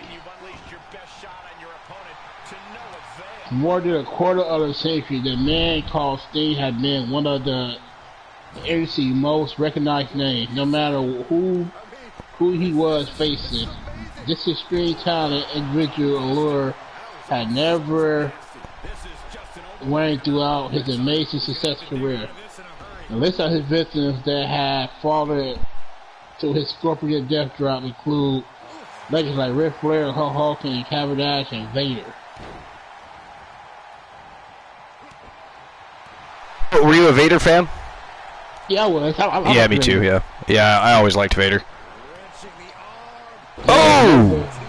I like Vader. Lands a DDT. Archer with a boot from the bottom. These guys are just going to battle here.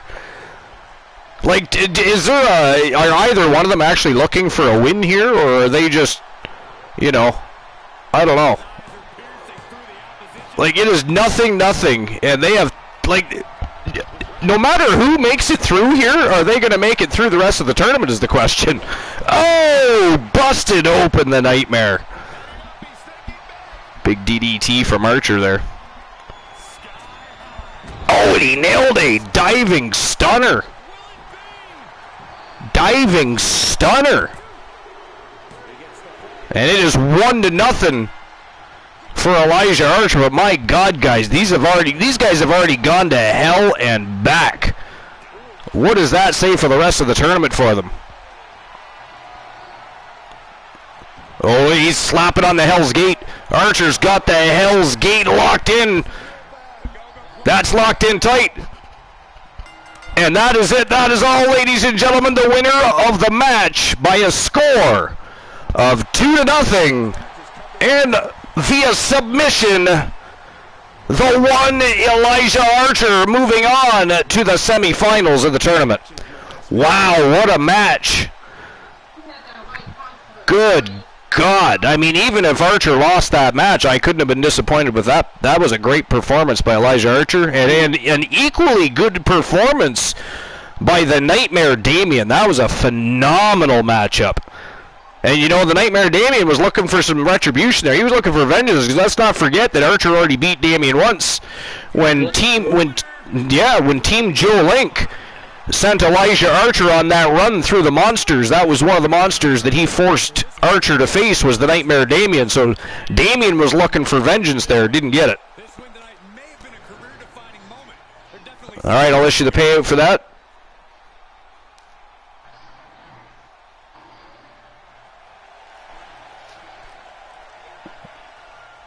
$75% voted for Archer. And the payout has been issued.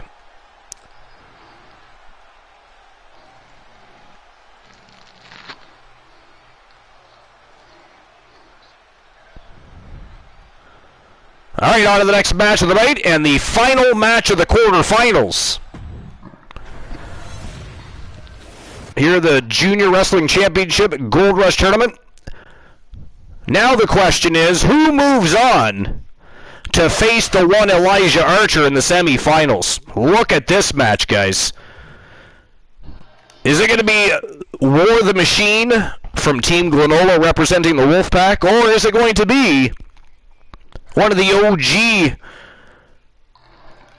boogeymen of the Archerverse, if you will, Demon Razor from Team Boss Apollo, is looking to thwart Orr's plans and send him back to the tag team division for the evening as he attempts to claim that junior wrestling championship title belt. But who do you guys think is walking out with the W here? Who's moving on to face Archer? Is it going to be War the Machine, who's on one hell of a tear, or Demon Razor, who is having a bit of a resurgence, if you will? He is soaring. He is climbing that mountain, and very well at this point. Hence how he got to this point. But is it going to be Demon Razor, or is it going to be War the Machine? Team Boss Apollo or Team Goranola? Public Enemy or the Wolfpack? Who's it going to be? Let me see. Do you have to bet against your own team here? I'm better on War. So Boss is going to go. He really wants his team to win, but he's going to put all of his Archerverse bucks on War the Machine here. I don't know who Granada's going for. Yeah, Glenola, who are you? But just out of sheer curiosity, of course, who are you voting for? Yeah, because who's better for Granada? Do you think Demon Razor's winning the match, Glenola? Honestly. I mean,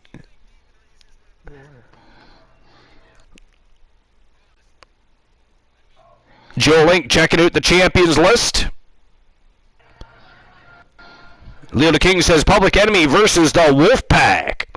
Chronos wants to know, is Archer TAV or WCW? Chronos Archer is always TAV.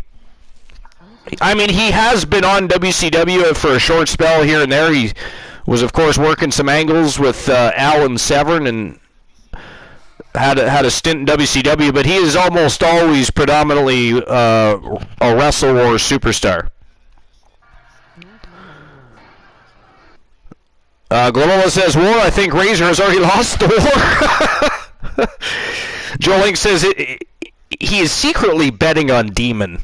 Lito King says, not one-on-one. And they have fought one-on-one yet. Chronos BR is having a cup of coffee. Are you going to share that coffee, Chronos? All right, well, here we go, ladies and gentlemen. The betting lines are already open. Make your bets on who you think is moving on to the semifinals to face the one Elijah Archer, Demon Razor, or War of the Machine. But it is showtime and go time. Let's go. It's 3,000 people better than War. The disrespect. Yeah, well, you know. How dare y'all? How dare you all? Been all of them. So I got an interesting list here. It is 10 believable wrestling conspiracy theories according to Reddit. And it's by thesportster.com. I just thought it'd be interesting. And it's by Avik Das. And it was just published back in August, so it's not that old of a list, so it's still quite relevant. So professional wrestling has its fair share of conspiracy theories. However, many such theories on Reddit are actually believable. Professional wrestling is a business that has been popular for many decades. The business has had different eras with different big names. The conspiracy theories are quite popular as the fans assume many interesting things about the well-known wrestling events, incidents, and wrestling personalities in and out of WWE. Number 10. Tully Blanchard signed for AEW to give his daughter a future. So Tully Blanchard, the former member of the legendary Horsemen, signed AEW in 2019. He has been enjoying a decent run as a manager. Tully's real-life daughter is Tessa Blanchard, who is also a very, very good professional wrestler, by the way, who is also already a popular name in the wrestling world, especially after her stint at Impact Wrestling. Tessa is a young talent, but she hasn't signed for either WWE or AEW. According to a fan on Reddit, Tully Blanchard joined AEW to make a way for his daughter, Tessa Blanchard. While Tessa is yet to sign for Tony Khan's company, it is feasible to see her there. Needless to say, she would be a valuable addition to the AEW women's division. Now, my question, is it really Tony Khan's company anymore, or is it like the entire roster's company? I'm not even sure. For real, I don't know. You know what I mean? Number 9, Randy Savage and Stephanie McMahon's relationship. So Randy Savage was one of the biggest stars of WWE in the Golden Area, but he left the company in 1994. There's a conspiracy theory included on Reddit that Randy Savage left the company due to his alleged affair with Stephanie McMahon, who was just 18 years old at the time. Even though nobody has confirmed it, this is a popular conspiracy theory. While Macho Man went to WCW later, Stephanie debuted in WWE a few years later.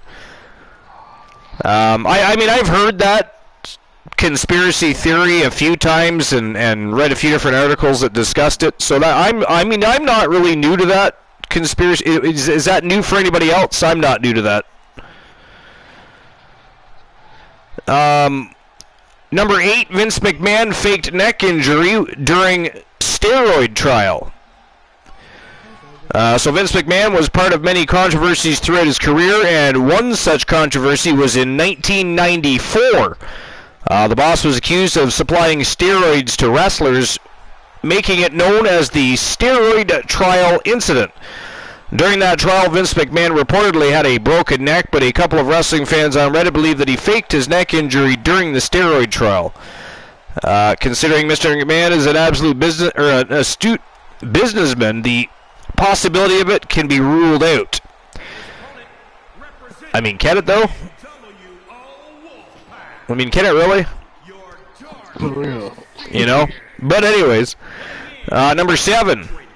Triple H tried to stop Kurt Angle's push in 2000. So Kurt Angle's big push to the main event scene started in 2000 when he won the WWE Championship for the first time in his career. The Olympic gold medalist ended up winning a WWE World title 4 times more afterwards. Triple H was also one of the biggest stars of the era. Reddit users have a conspiracy theory that Triple H tried to stop the push of the Olympic gold medalist was receiving because he felt he was too small to be a legit world champion. However, Gerald Briscoe told the game to wrestle the Olympic star to see how legit he was. As Triple H was at his peak at that time, the conspiracy theory is believable.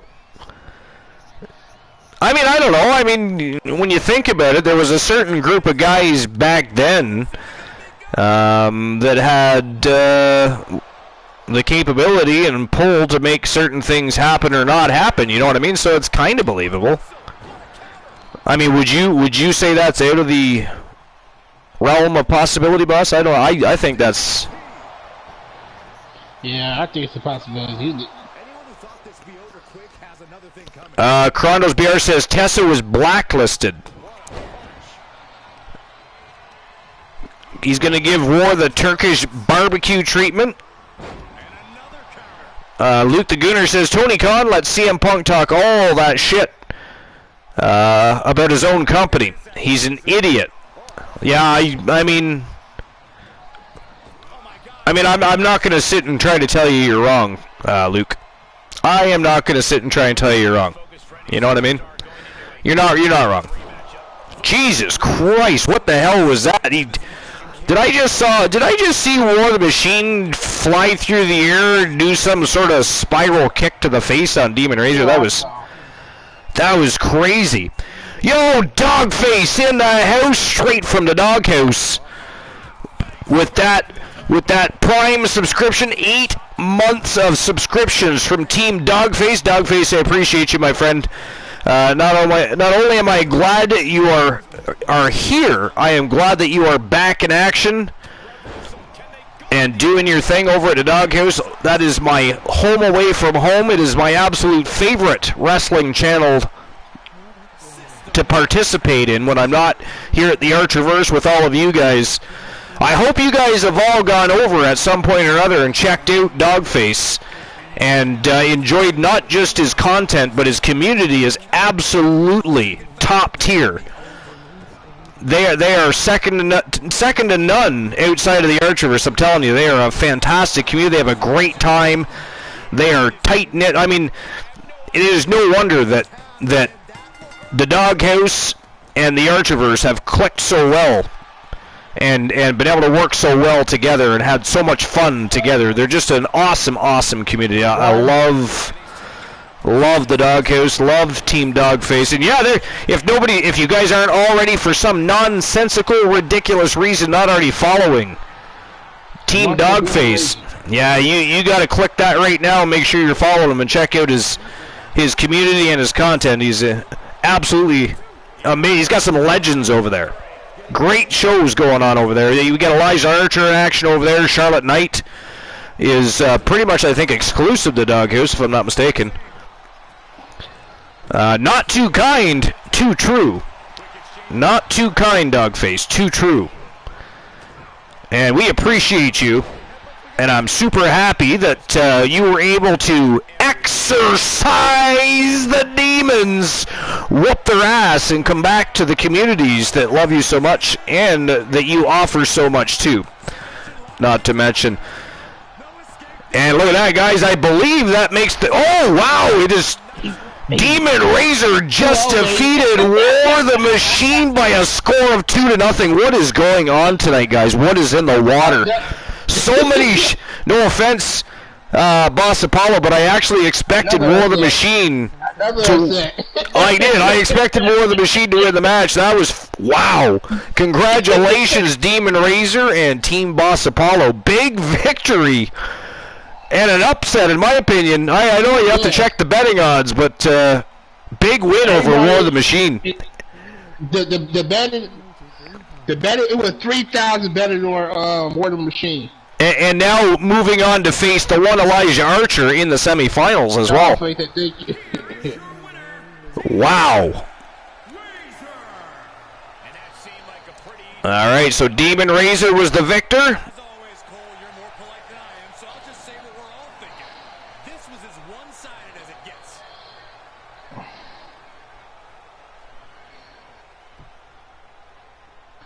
Only two people better. All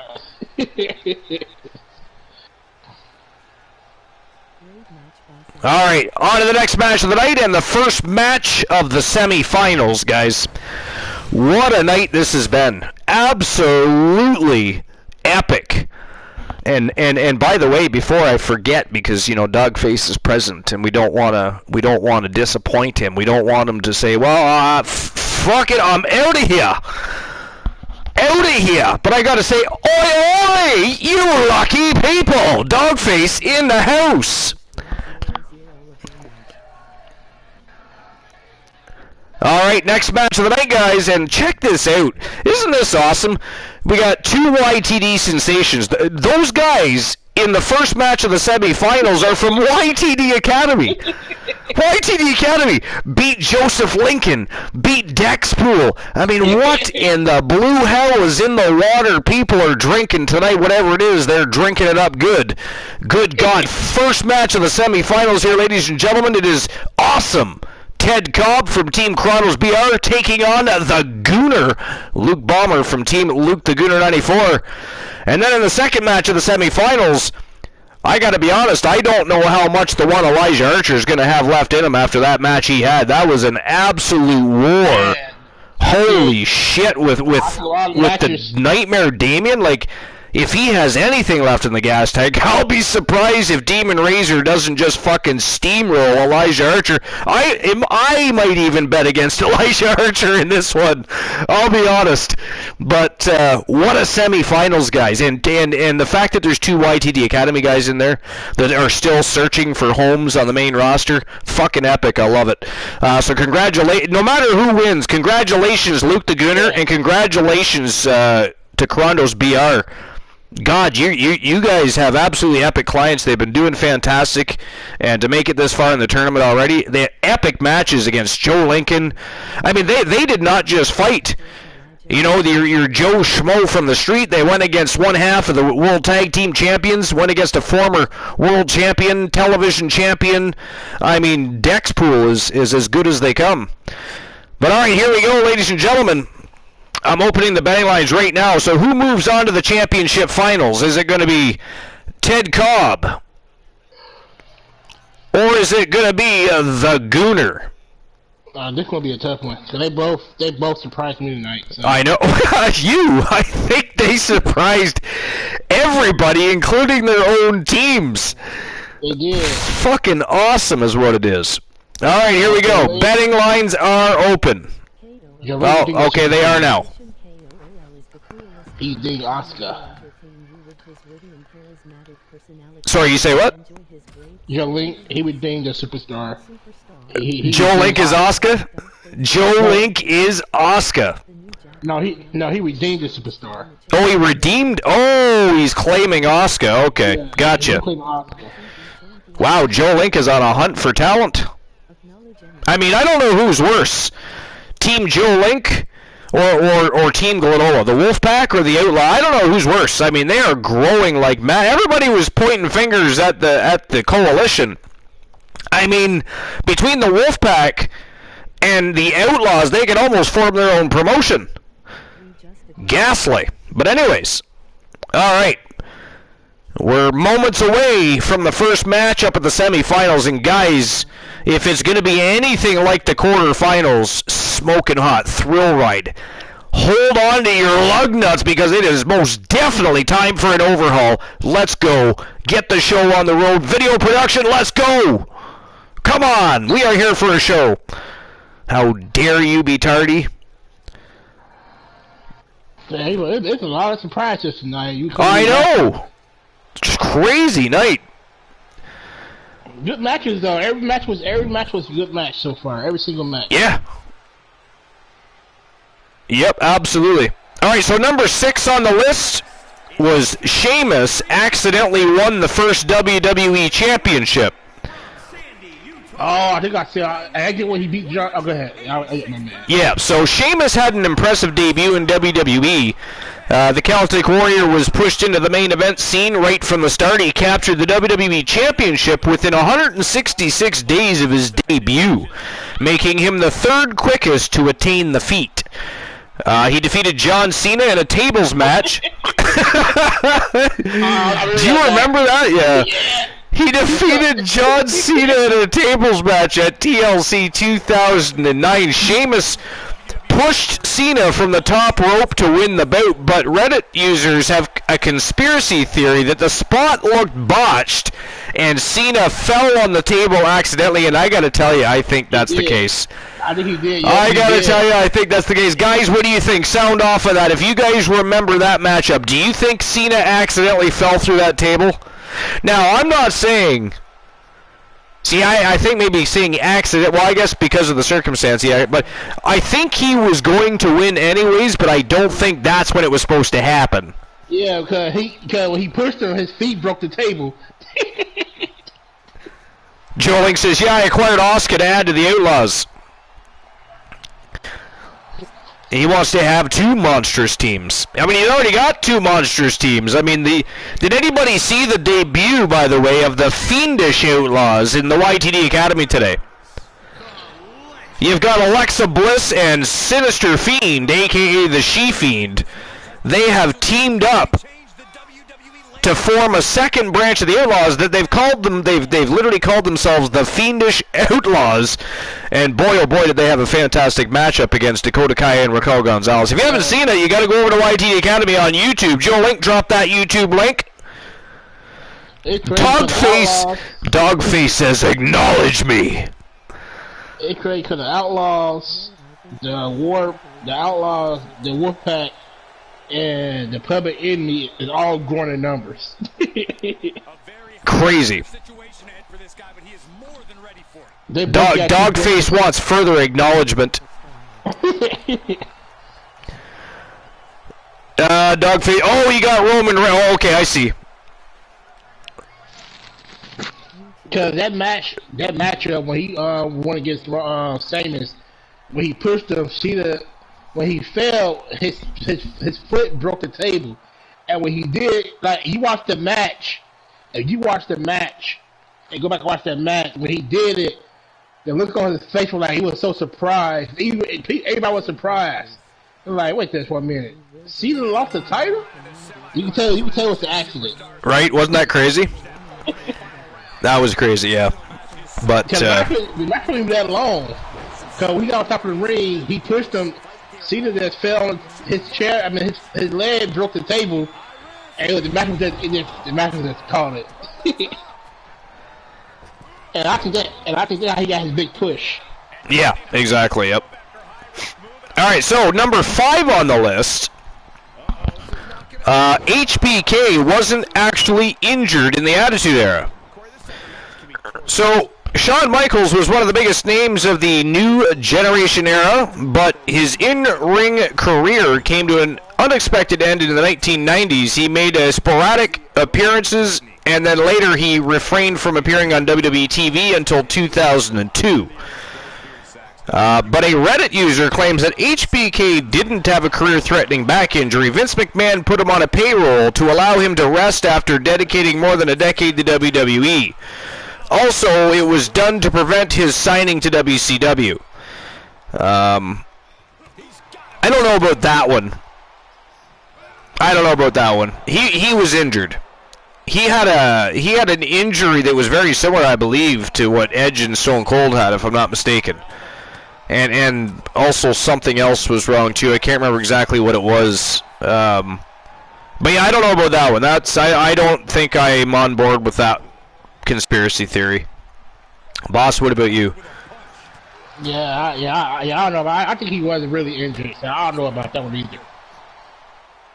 Yeah. Number 4, Edge and Bryan Danielson came back because they would be able to wrestle elsewhere. Now, I'm guessing that's supposed to say wouldn't be able to wrestle elsewhere. But anyways, let's see what it says. Edge and Bryan Danielson miraculously made a return to the ring from career-threatening injuries. While Edge returned nearly a decade later, Bryan came back to the ring a few years after the injury. Reddit's conspiracy theory suggests that Edge and Bryan came back to wrestle elsewhere as WWE wouldn't clear them. However, both men ended up wrestling for WWE following their returns from injuries. Subsequently, Bryan joined AEW. The conspiracy theory would be true because the two superstars certainly wouldn't have difficulty getting huge offers from other companies if WWE didn't allow them to wrestle. Could you imagine if Edge had went to AEW? Oh yeah, it would been. Wow, and for sure he would have worked with Christian for sure. At least I would think so. Yeah, I think he would have been injured. I think he would have been injured quicker.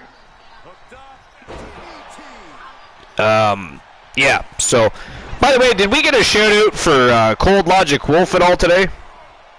I think Joe Lee shot him out. I think. Yeah, can we get another shout out just in case? Because I mean, he's been here for the whole show. I just can't remember if anybody shouted him out correctly or. Oh, twice. Okay. Yeah. All right. Thank you, Cold Logic. Appreciate that. Just want to make sure you're getting your acknowledgement, my friend. And by the way, if you're ever here and one of the mods are busy or we're indulged and engaged in the matchups, you can always shout yourself out by typing !yo.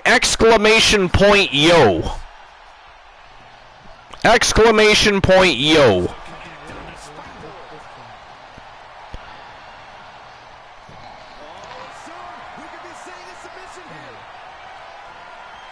Dogface put !no. And there you go, Cold Logic has arrived.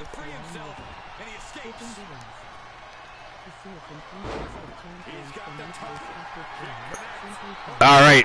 Has anybody played the lotto yet tonight? Do we have a winner? Has anybody played?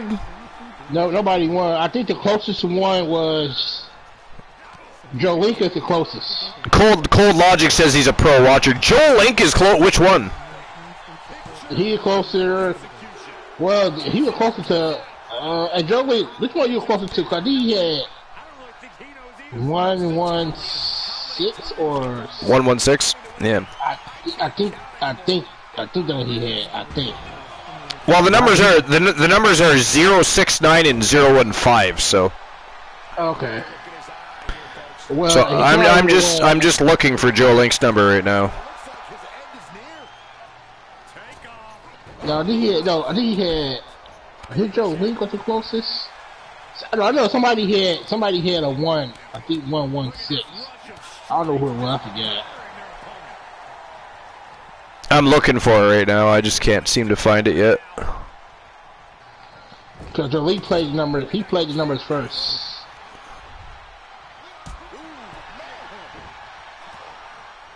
Yeah, I don't even see it. somebody hit him. The new jackpot number 30 stands to win a championship championship matches. Yeah, I don't know. Yeah, Joe Link, did you come close to the... Did you play the jackpot, Joe Link?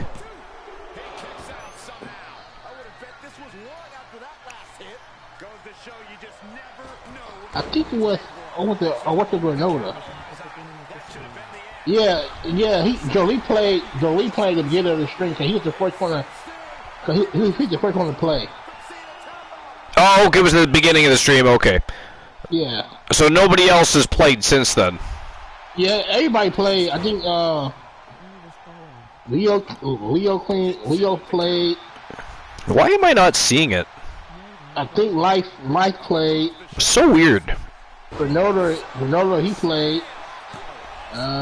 Who else played? I think that's all who played so far. I don't know if Flawless played or not. Luke the Gooner says, always love the Archiverse community. Makes me feel all warm and fuzzy inside. Oh yeah, Joe Link no, he said he was far off, but yeah, Joe Link was the closest. Cause him and Leo played, and Leo King, they played first. Giving Luke the Gooner another shout out just for making me feel all nice and warm and fuzzy inside. Unlike Glenola that just likes to troll me and tantalize me and taunt me. How dare you, Mr. Finer Than Frog's Hair? Oh yeah. Ghastly. How you doing, Glenola? Oh, Fine as Frog here.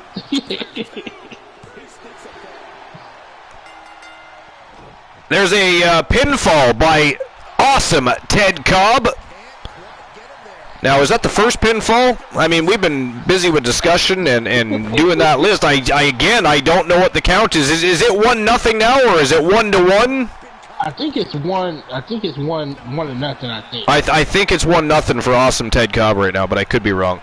I've been paying attention, but not. You know what I mean? Because I've been doing the article. We've been talking about different. Whoa! Jesus Christ, Luke the Gooner, your dude just flew right into the canvas. I mean, his GPS is not working so well. Not at all. Oh! Facebuster off the turnbuckle by the Gooner. Look at that big elevated knee drop. Oh, good lord. Yeah, it's 1-0. It's 1-0. Yeah, okay. I kind of thought Luke. I mean, I don't know, but the Gooner is looking to turn the tides right now. I see Roberts from these two. Ted Cobb with a dragon screw leg whip though caught that boot. It's big stomps to the ribs. All right, so number 3. But yeah, could you imagine if Edge went to AEW? That would have been crazy. Crazy. Would have lit the professional wrestling world on fire. At least for a short term. It wouldn't have lasted. You know, it's they can't. They have a hard time keeping candles lit. You know what I mean, so to speak. Yeah, cause he would got hurt some kind of way. Yeah. So, oh look at this! Yo, the Gooner Clash, and it is 1-1 in this best 2 out of 3 falls contest. All right. Who's it going to be, guys? Ted Cobb, or is it going to be the Gooner moving on to the championship finals? Whoever wanted more. Who wants it more, though? Who wants it more? We will find out. Oh, Brainbuster. A Brainbuster by the Gooner. Oh, here we go. Yo. What a reversal by awesome Ted Cobb. Did you see that shit? Oh, okay. Wow. Wow.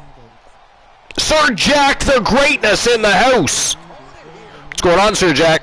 Welcome in, episode number 415, baby. Junior Wrestling Championship Gold Rush Tournament. Man, oh man, what a night, though. We started things off, Sir Jack, we started things off with a tremendous 8-man Elimination Royale, and man, oh man, Team Life is great, and Psychosis, Kyle Riley. Perseverance, resilience, all heart, baby, because they walked through that 8-man Elimination Royale and retained the YTD Academy Grand Prix Wrestling Championship. What a phenomenal match. You got to go back and watch that for sure. Anybody that's just coming in, you got to go back and watch that match.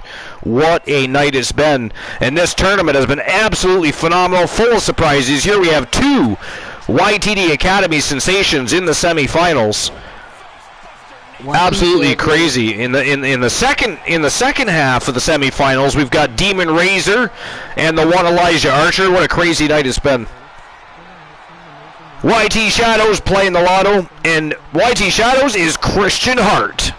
He said, "Do you have a match tonight?" Does who have a match tonight? YT. No, Tony Stone is not in the tournament. Oh yeah, not tonight. Oh, yeah. Why are you asking me a question to the answer of which you already know, boss? Oh.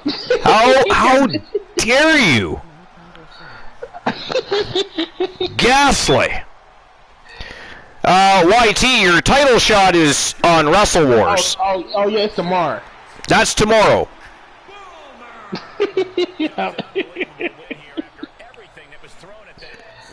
Wrestle Wars is on Wednesdays, YT. You know that. I'll try to be there tomorrow. You bet your ass you'll try to be there. How dare you? Wow, look at that. The winner of the match and moving on to the championship finals. Battered, bloodied, and bruised from Team Luke the Gooner 94. It is the Gooner Luke Bomber moving on for the right to fight for the Junior Wrestling Championship. Congratulations to Luke the Gooner 94. Can we get another shout out for Luke the Gooner, please? Thank you. All right, and on to the second match of the semifinals, the final semifinals matchup. And it is the one Elijah Archer taking on a Demon Razor from Team Boss Apollo. Who do you guys have winning this match? Who is moving on to the championship final to face the Gooner, Luke Bomber, for the Junior Wrestling Championship? Who's it going to be? I'm going to open the betting lines in a moment, right after I issue the payout for the last match, of course. Just give me a moment while I go ahead and open the betting lines and issue the payout from the last matchup. Okay, let's see here.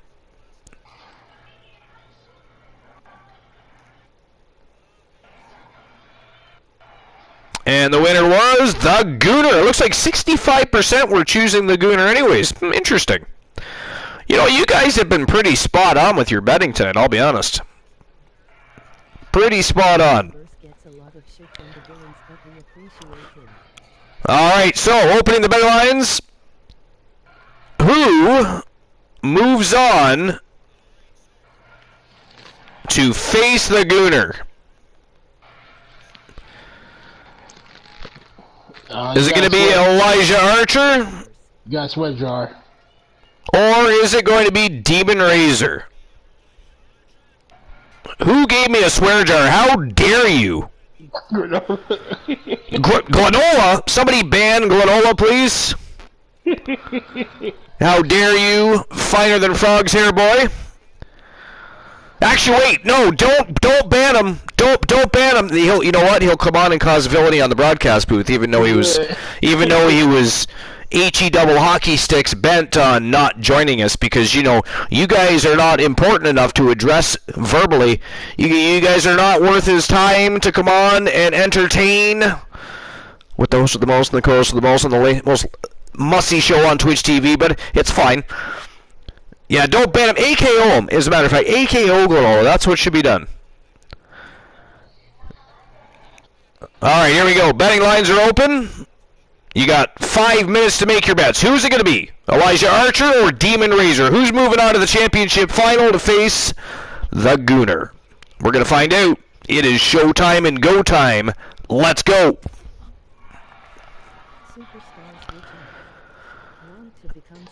All right, so the Archerverse gets a lot of monkey dung from the villains, but we all want to ban Glenola. How dare you? It's the battle of the broadcast teams. It's the battle. It truly is, actually. Joe Link, how dare you put... that is not a thing. How dare you put that out there? It is not a battle of the broadcast teams. How dare you? Oh, good God. Here we go. I knew it. See what happens? You can't... Did somebody ban him? I told you not to ban him. Good Lord. Welcome, England Hole. Hey, Archer. Welcome to episode number 450. It is not funny. They're gonna come in fast. Oh, ow. He came in fast. Glenola, what did you think about that? What did you think about that upset win over War of the Machine? I was actually surprised. You know, I think we all were. Though the Razor is a great competitor. I mean, I don't take away from him. No, I wasn't saying anything against it. No, I agree, 100%. By the way, what do you think of the new tournament arena, the new King of the Ring tournament arena? Not too bad. Not too bad at all. I wanted something simple, not necessarily taking away from the sexiness of the main roster arenas type of thing, but something we can utilize for tournaments as opposed to just using one of the other arenas all the time. Hey Archer, what's Cone's special command?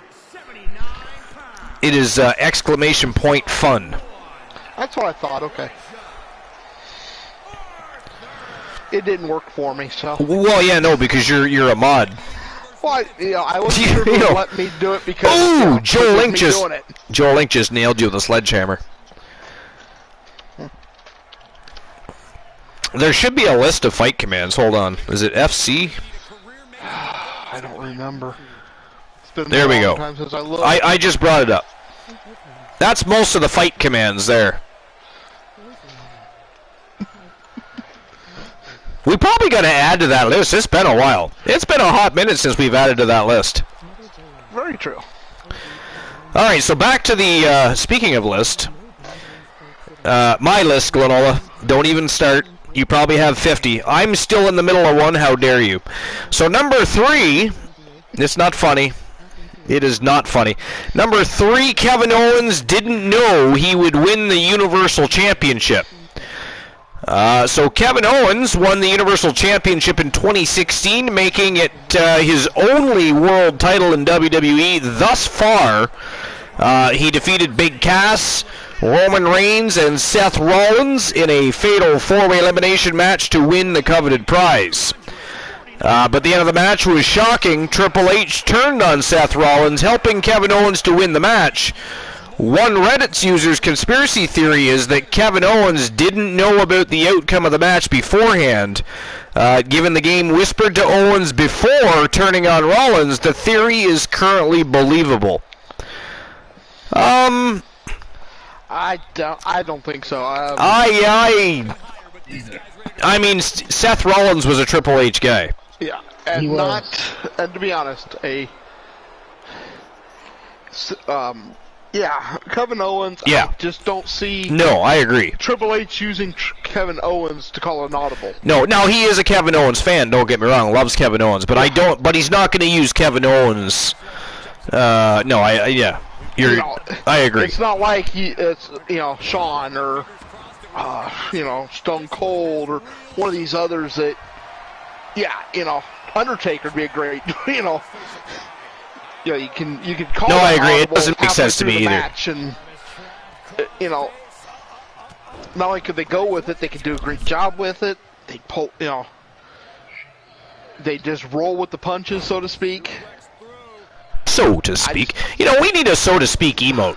That's another term we use a lot. We need a so to speak emote. We do. We need a Taco Boy emote.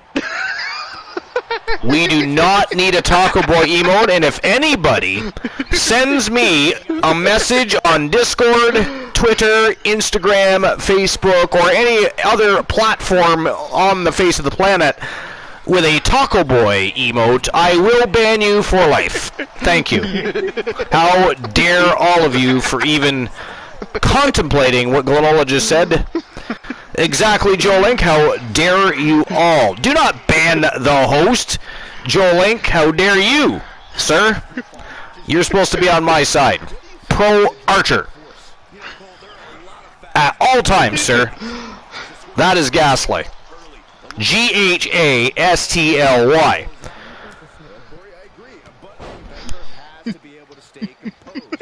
Not funny, Cold Logic Wolf. Not funny.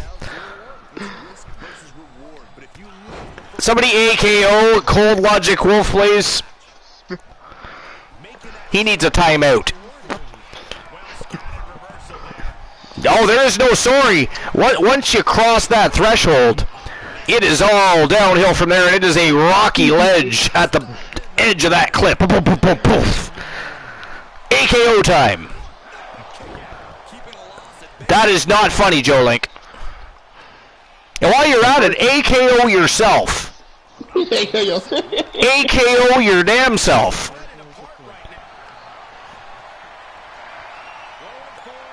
There you go, Cold Logic Wolf. Take that, sir, out of nowhere. With an AKO just like that. Whammo! Okay, you can untime him out, though.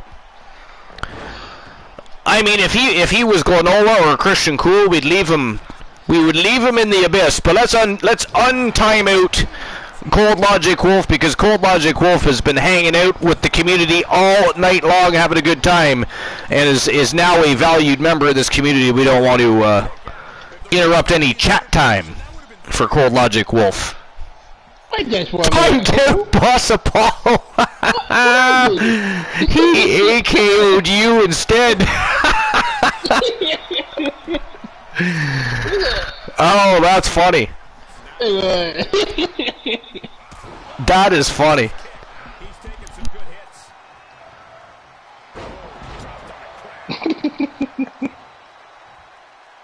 Quite a match here so far between Archer and Demon Razor. I'll be honest, boss, I don't even know what to say. Like I said, I'm surprised Archer has anything left in the gas tank at all. The fact that he's even still hanging with Demon Razor at this point impresses the shit out of me, so...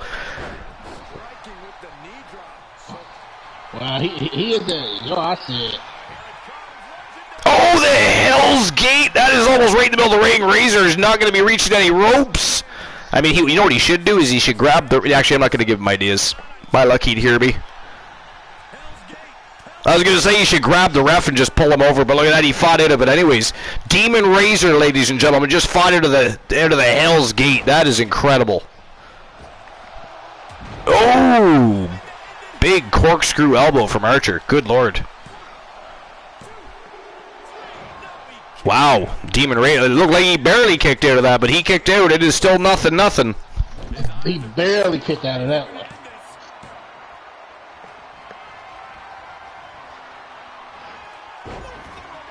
Uh-oh, he hit this Demon Razor turning the tides. Oh, look at this corkscrew leg whip. Archer caught the boot. Demon Razor wasn't quick enough. Archer just missed that springboard leg drop, though. Demon Razor stalking him. Razor stalking him. Oh! Ooh, eat defeat. Put the boot right in the jaw. And look at this little ground and pound by Demon Razor. Vicious.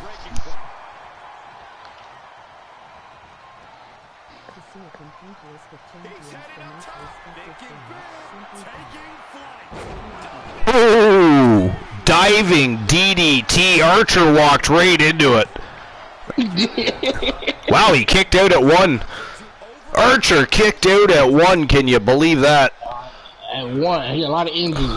Oh, he ain't kicking out of that. He just got stunned. What is Razor doing? What is Razor doing there? You had him. You stunned him. Now you're playing with your food. You're playing with your food here, Ray. I mean, you might have to have a talk with your client. Oh, he's got a crossface locked in. Archer's in big trouble. Archer's in big trouble. Locked right in the middle of the ring here. Archer's tapping. Archer, wow. Why do you let him out? First he stuns him and doesn't pin him. Then he tries to submit him and then lets him out. It is 1-0 Demon Razor. 1-0 Demon Razor. Oh, hi. Yike.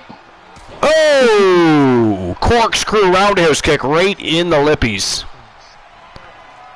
Bam! Out of nowhere with an AKO just like that. Razor kicked out.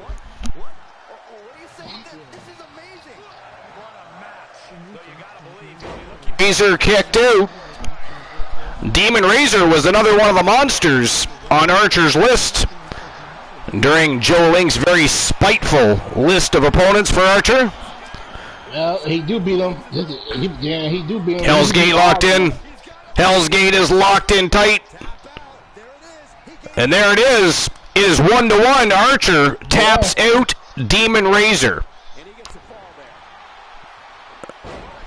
Was going for those legs. I think he was going to try and slap out a sharpshooter. Demon Razor said, oh, hell no. Oh, he catches the leg. He didn't get it up there quick enough. Nice retaliation. Razor with a handspring. Oh, he caught him with a handspring cutter.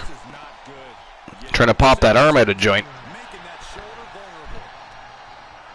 Try to neutralize that left jab of Archer that he likes to set up all kinds of villainous shit with. And Archer's in trouble here. Razor is measuring him up from the top. Oh, he missed. Archer staggered out of the way. Archer staggered out of the way.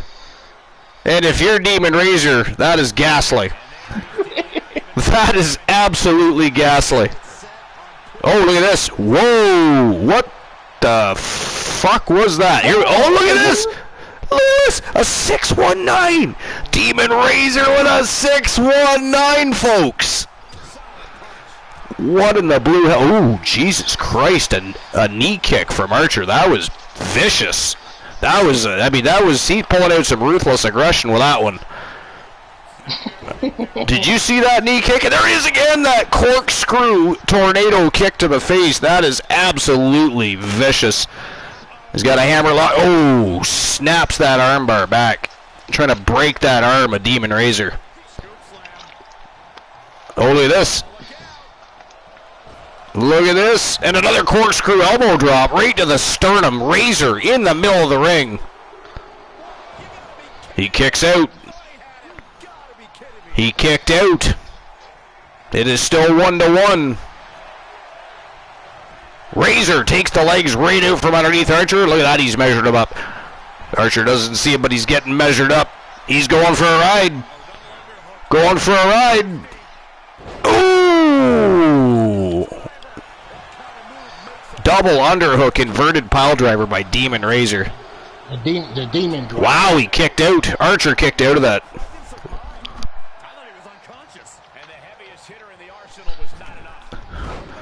Wow, springboard moonsault off the top rope. That was absolutely crazy. Look at that, he picked him up by his face and slammed him down. Razor pulling out the ruthless aggression now. Archer in trouble again. He's going for that double underhook. Here it comes, and a second time. That is going to do it, folks. Here we go. 1, 2, and 3. That is it. That is all, ladies and gentlemen. The winner of the match and moving on to the championship final to face the Gooner from Team Boss Apollo. Demon Razor, representing the Public Enemy, is your victor. Congratulations, boss. That was a tricky, you too. That was a hell of a match. He was a hell of a match. King, is it King Atriki? That's how I read it. King Tricky 2. Alright, King Tricky 2, we're just going to call you King. I mean, is that or Tricky? We'll call you Tricky. As a matter of fact, I think Tricky's the way to go, Granola. So, Tricky, welcome on in. Welcome to episode number 415 here at the Archerverse. This is actually a special broadcast. We're having ourselves a Junior Wrestling Championship Gold Rush Tournament. We kicked the night off with an 8-man elimination matchup for the YTD Academy Grand Prix Wrestling Championship. It's been a phenomenal night of matches. We've got streamer teams that have been absolutely on fire tonight. YTD Academy sensations making it all the way to the finals, and now an OG. Demon Razor going to be facing that YTD Academy sensation in the championship finals, and we're getting there next. That is the next match of the night, the championship final match of the tournament, and it is for the Junior Wrestling Championship, and it is going to be between Demon Razor from Team Boss Apollo and Team Luke the Gooner 94's own, the Gooner Luke Bomber. It is going to be an absolutely epic matchup. Are you guys ready?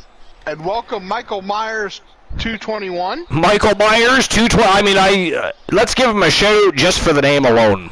I like. Got a shout out. Fantastic. And did we get a shout out for Treaky? Yes. We got one for Treaky. And by the way, if you guys aren't already following, make sure you smash that follow button. That way, when we go live, you get that notification and you can watch the show in its entirety and enjoy not just the show but the community that follows, because we are the best community on Twitch. We are the late night place to be, the most must-see show on Twitch TV, and the absolute best in fantasy wrestling excellence, bar none, period. So welcome on in and welcome to the community. But anyways. And Archer, you have 2 joke times. Boss has 1 and I have 1. That is ghastly. And actually, I think Boss has one from earlier too, so that would be 2 for Boss. Alright, on to the next match of the night. It is the championship final. And Black Swordman 9, welcome. Black Swordman 9, welcome in. Appreciate you being here. Welcome to episode number 415.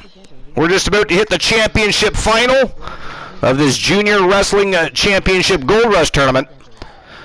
How's everybody doing tonight? Ronaldo, you got 2 too. Alrighty. Alright, so I'm going to issue the payout for the last match, and then I'm going to get the betting lines open for this match, so just give me a moment. Alright. Well, Archer lost, so there's a good joke. Archer did lose. It was a great match, though. I can't complain. It was. Well, that's a hell of a match.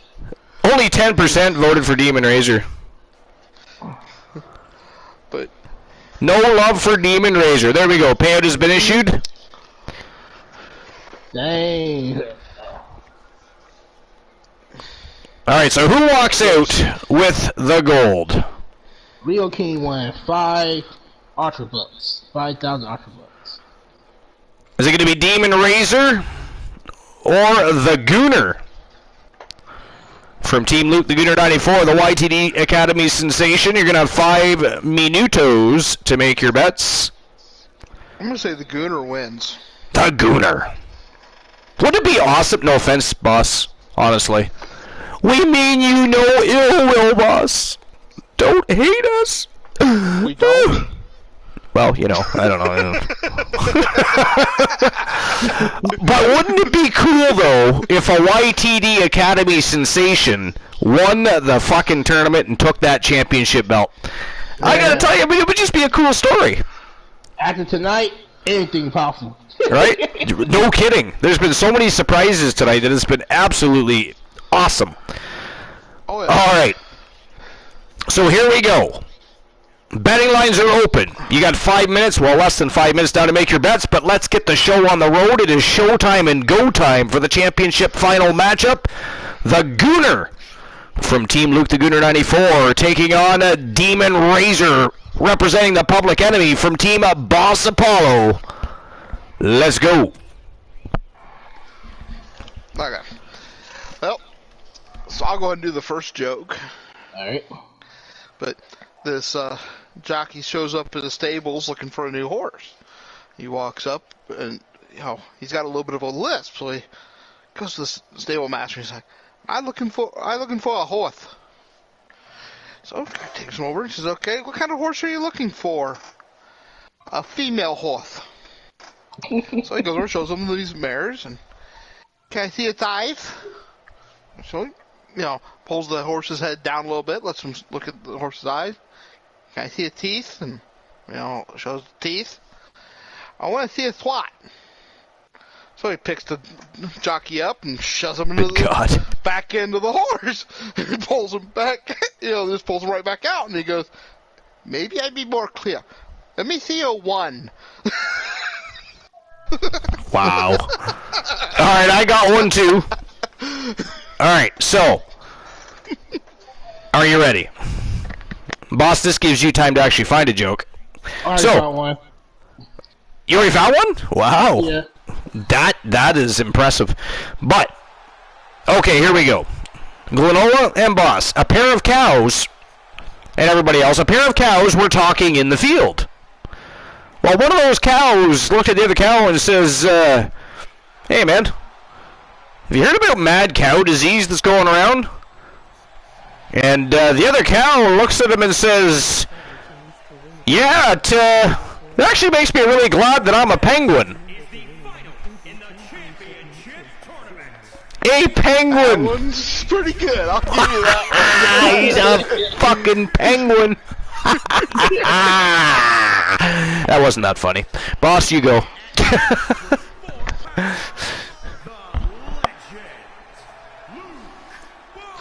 Okay, what do you call a waitress with only one leg? A waitress with one leg. I would call them a counterwaiter. I don't know why I thought, because you got to shift your balance. I don't know. Counterwaiter is all I could come up with. Okay. There you laugh. I would go a table hop. You were close. A table hop. What was it? It was an IHOP. Oh wow. Well, see, I come up with table hop because the old drive-ins, they were car hops. The waitress was called a car hop. So. Yeah, fair enough.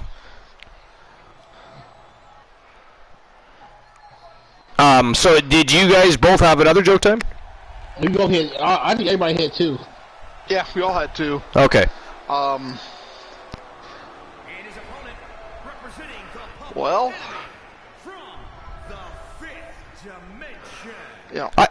I got another one. Okay. You know how wrestlers have all kinds of gimmicks during everything?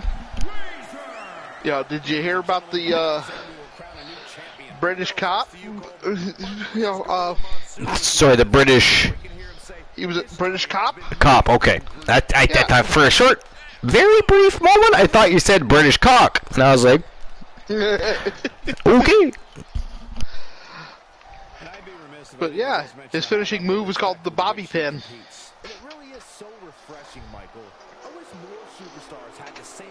I mean, if I had OBS, I would click the button that said crickets. Crickets. Ghastly. Alright, so here's another I got it. Well, hold on, no, I got a ghastly joke too. I want to play. I want to in on the ghastly jokeness. Here's one for you. So why don't pirates take a shower before they walk the plank? Now, I mean, generally speaking, well, I guess pirates do make other pirates walk the plank, but generally speaking, it was usually other people that made walk the plank. But why don't pirates take a shower before they walk the plank? Oh my God, missed timing with that springboard. Here we go. I don't know. Lights out.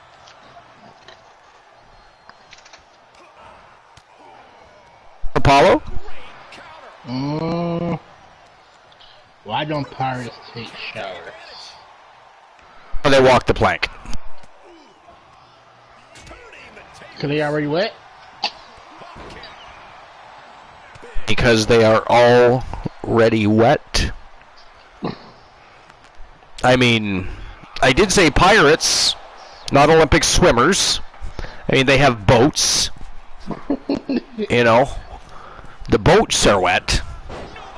It's the vessel they choose to utilize while traveling the open seas. But no, that is incorrect. So, they don't take showers before they walk the plank because they just simply wash up on shore. And as ghastly as that is, I'm actually laughing at my own joke. It was actually pretty funny. Yeah, that one was pretty good. I got one. A kid asked a teacher, I don't know why I said, a kid asked a teacher, what sexual position produced the ugliest kids? The teacher said, ask your mom. Wow. Oh.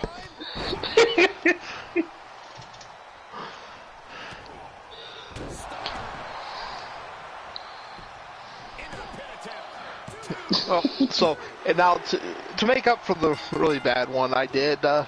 Yes, Yeah, that is a man wakes necessity. up from a coma. His wife looks at him, changes out of her black clothes, and goes, "I really can't depend on you for anything, can I?"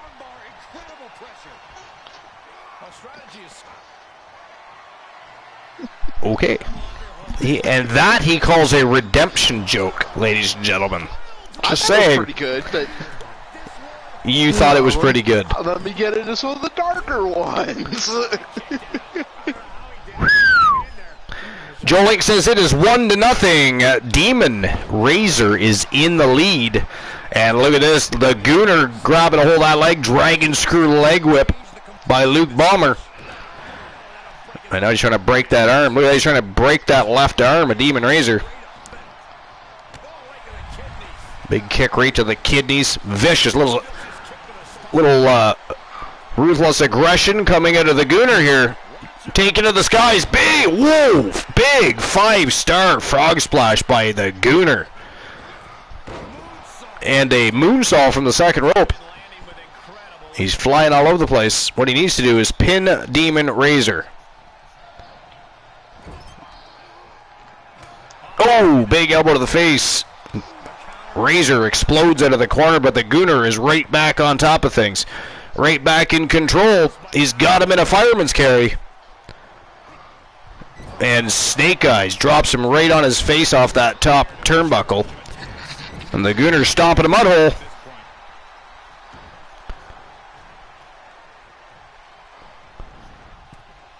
Oh, Jesus. Springboard roundhouse right to the face. Busted Demon Razor open, but only a 1 count out of that. Think about that. Busted him open. 1 count only from Demon Razor. That's ghastly.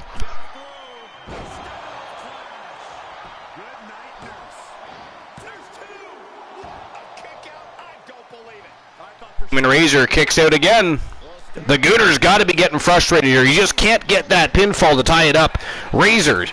Oh, nice step up enziguri by the Gooner. Beautiful. I thought Demon Razor was making a title change there, but no. And still a 1 count. Still a 1 count. What the hell?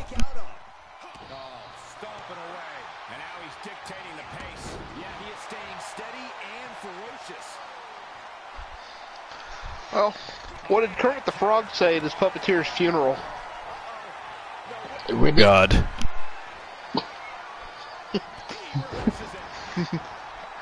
Ghastly.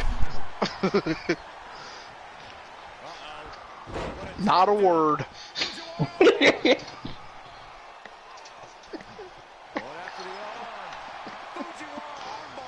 I mean, I don't even know what to say anymore. I just don't know what to say anymore, you know? It's just, wow.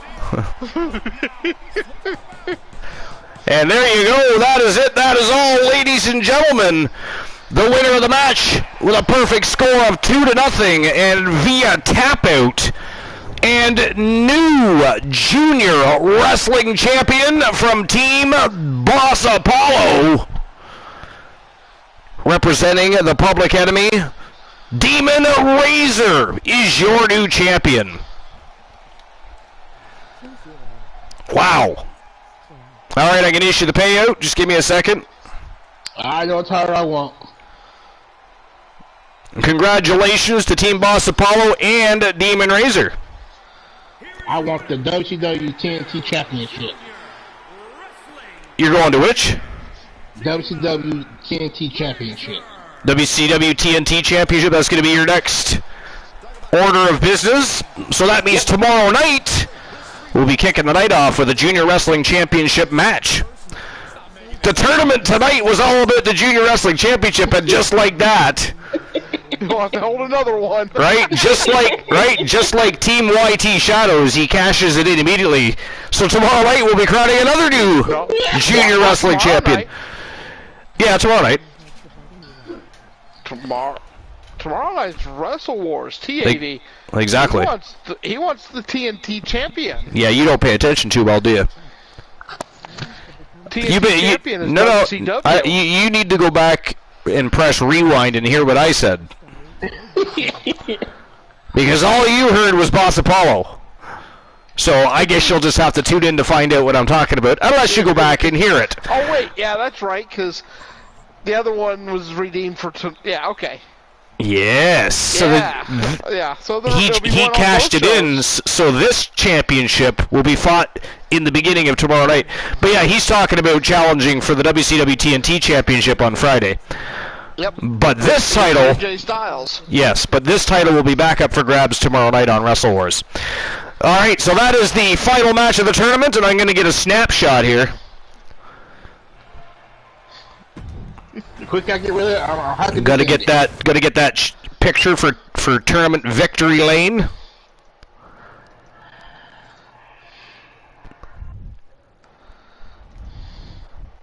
All right, just give me a second. I'm going to take that snapshot. Here we go. It'll be the only reminder because he already cashed in the title.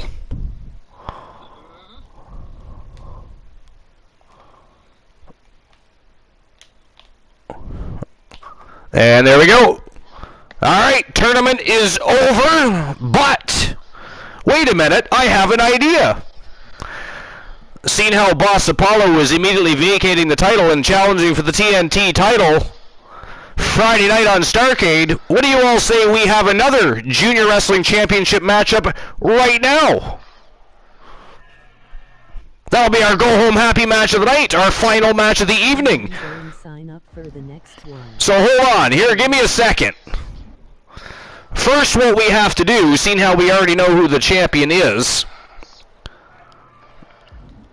we got to make sure the boss vacates it.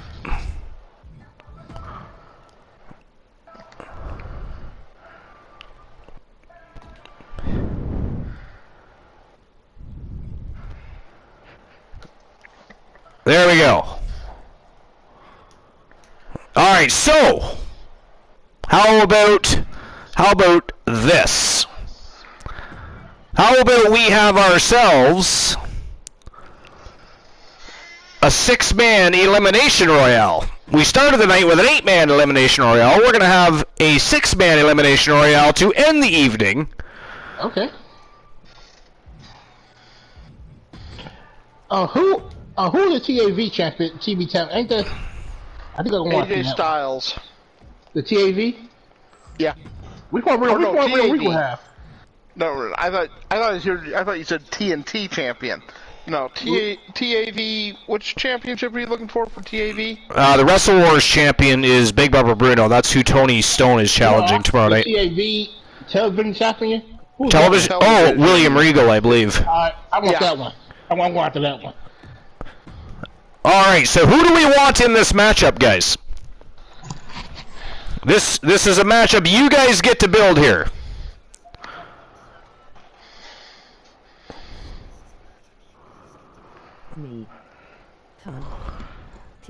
Texas Tornado.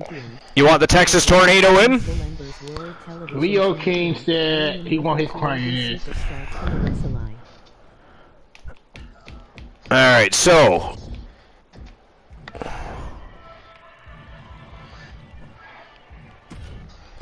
Texas Tornado is in. Christian Hard.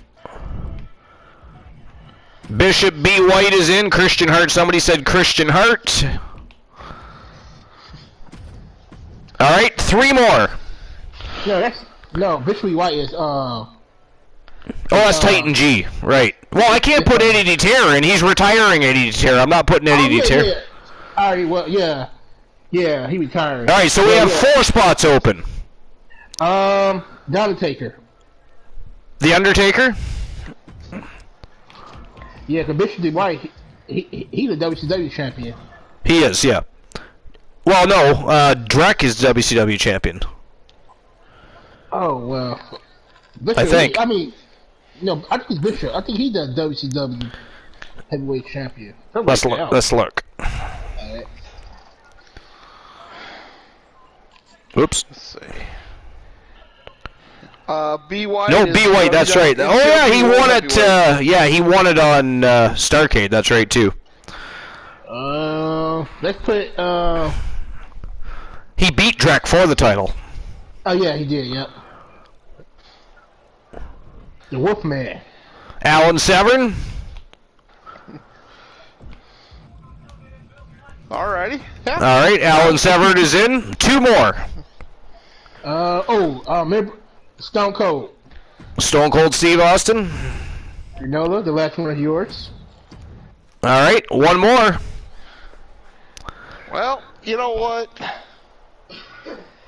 I don't think he's really done much lately with tournaments or that. Let's go with Graves. Team Woozy. No, we're not. He's on the shelf right now. Oh, he is. Okay. King Rocky said Ric Flair. Okay. Cold Logic wants Ric Flair. Joe Link says the Soul Man Jay Simmons. Oh, that would have been a good one. Take him. You know what? Take Undertaker out and put Soul Man in. Take who out? Undertaker and put Soul Man in. That'd be a good one. All right. Take out Undertaker and put in Jay Simmons. All right, and so sorry. The final one was again. Ric Flair, right? Yeah, Ric Flair, yeah. Oh man. This one be a good one. Wolfman may actually not win this one. Because him and Simmons are going to be fighting each other. That's what I was thinking. That's exactly what I was thinking. This is going to be a slobber knocker.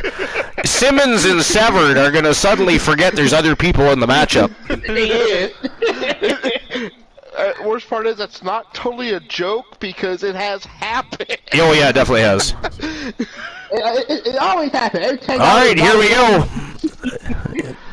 I'm even going to do you another, and I'm going to open the betting line myself on this one. Yeah.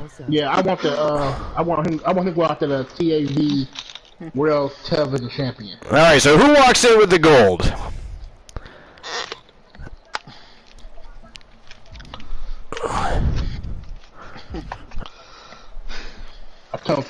We got the Texas Tornado,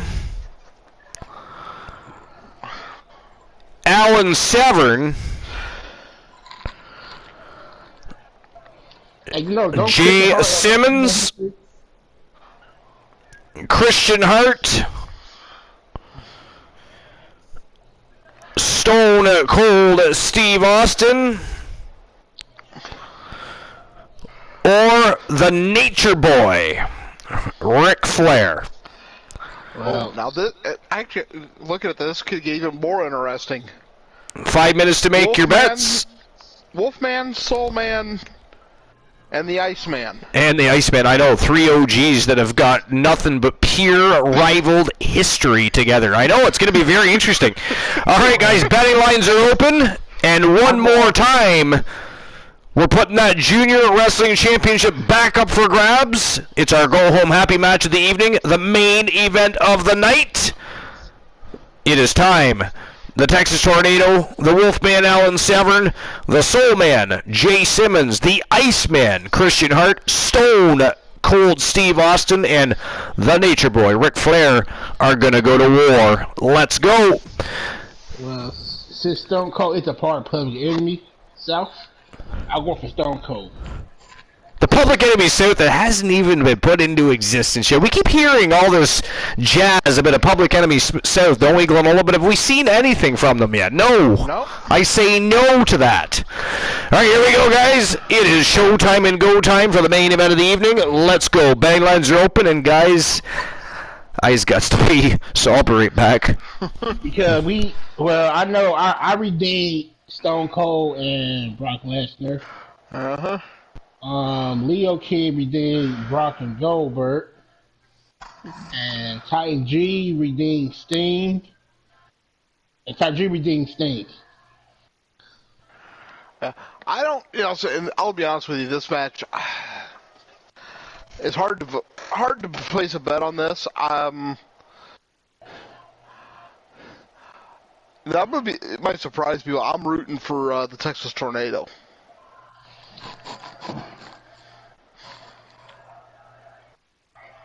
But as for putting money, there's too many choices that... It is.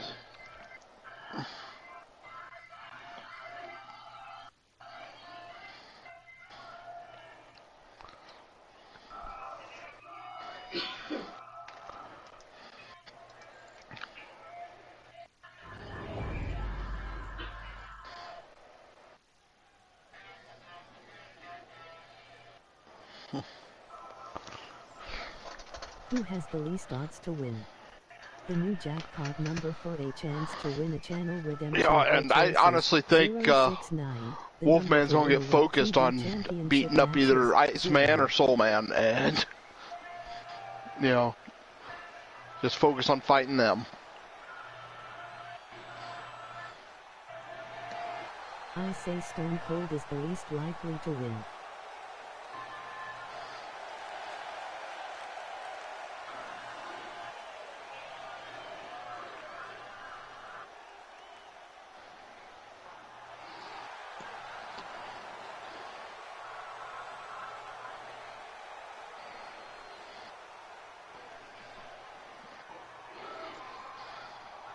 It's anybody's to win.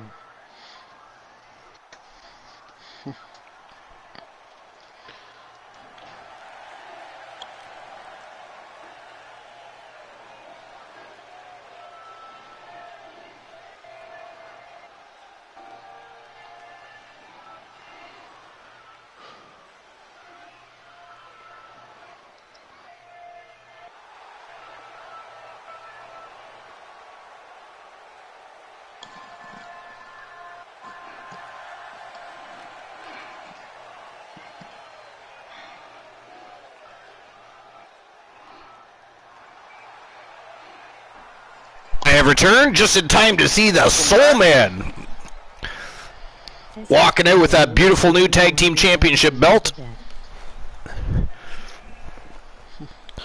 And every time I see the Soul Man Jay Simmons Glenola, I can't help but to be brought back to the Archerverse 1.0. Oh, I know. To the most violent and longest match in Archerverse history. Was that backstage brawl, which was actually not even a backstage brawl. Yeah, it was a falls count. Anyway. Yeah, and they went all the way back to the parking lot and fought amongst cars and transport trailers, and oh my God. Actually, Archer, it was a last man standing. Oh, that's right, it was the last man standing. Falls count anywhere. Yep. And man, oh man. Because you and I have agreed multiple times that if the Soul Man had just turned around and walked back, Wolfman would have gotten up. It was a spectacular matchup. It really was.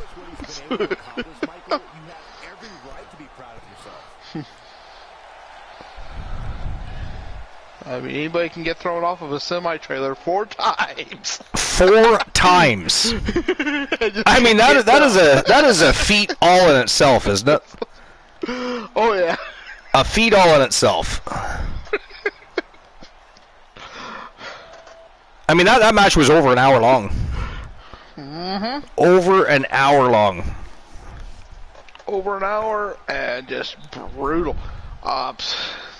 They broke barricades in the ring area. Oh man, hit each other with chairs and garbage cans and sledgehammers, baseball bats, I mean ladders, put each other through tables. I mean, it was a crazy match. And there's the Iceman, Christian Hart, making his way to the ring from Team Christian Cool.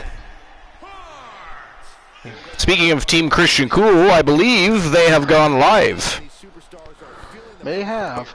So we have a destination when we are done. But part of the Fart Foundation? The Fart Foundation.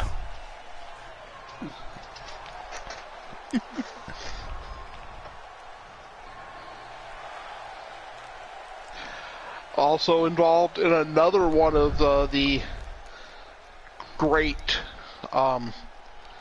matches. With the submission match between him and Alan Severn. Yeah. That ended With a hammer lock. Still can't get over that. But they went for over an hour. The submission wrestling champion himself rolling down to the ring, Glenola. Yeah, I got to download that game. Speaking of the Wolfman, I wonder when he's going to grow that beard back. He needs his beard back. I know, it's just not the same. I know. It was fun during Halloween, but it's in Movember. He does not need to participate. I think he needs to grow that bad boy out again, I think. At least some sort of a beard. I'm not saying he has to have the same beard, but a big beard. The Wolfman needs a big beard.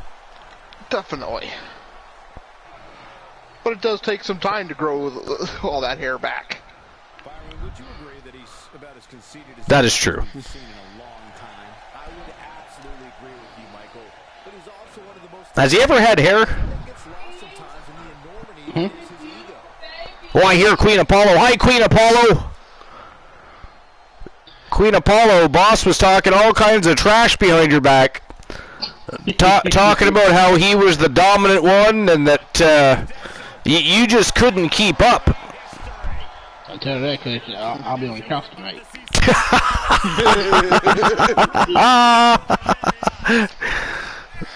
Be couch surfing in your own home. Stories. Right? He was tell us all kinds of stories about you.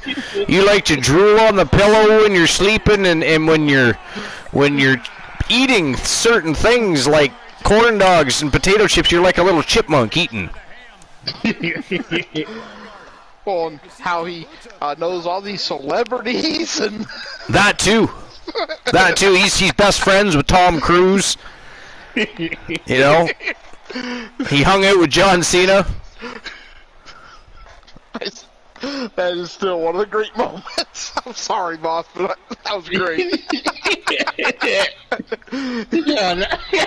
I couldn't believe she called you out. That was hilarious. So anybody that doesn't know what we're talking about, Boss Apollo, somebody redeemed Tree of Knowledge or Rotten Fruit, which is, of course, you tell a story and people have to figure out if you're completely bullshitting or if it was a true story.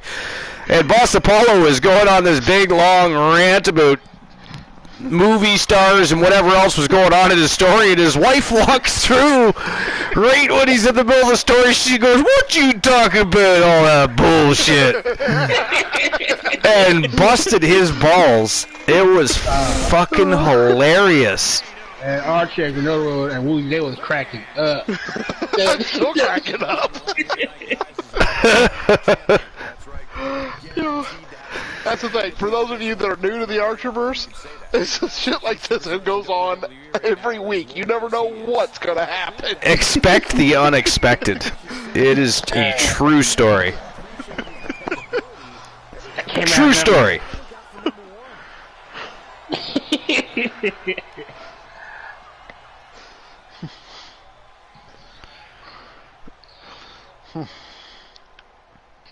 Here comes the nature boy, Rick Force. Rick Floor.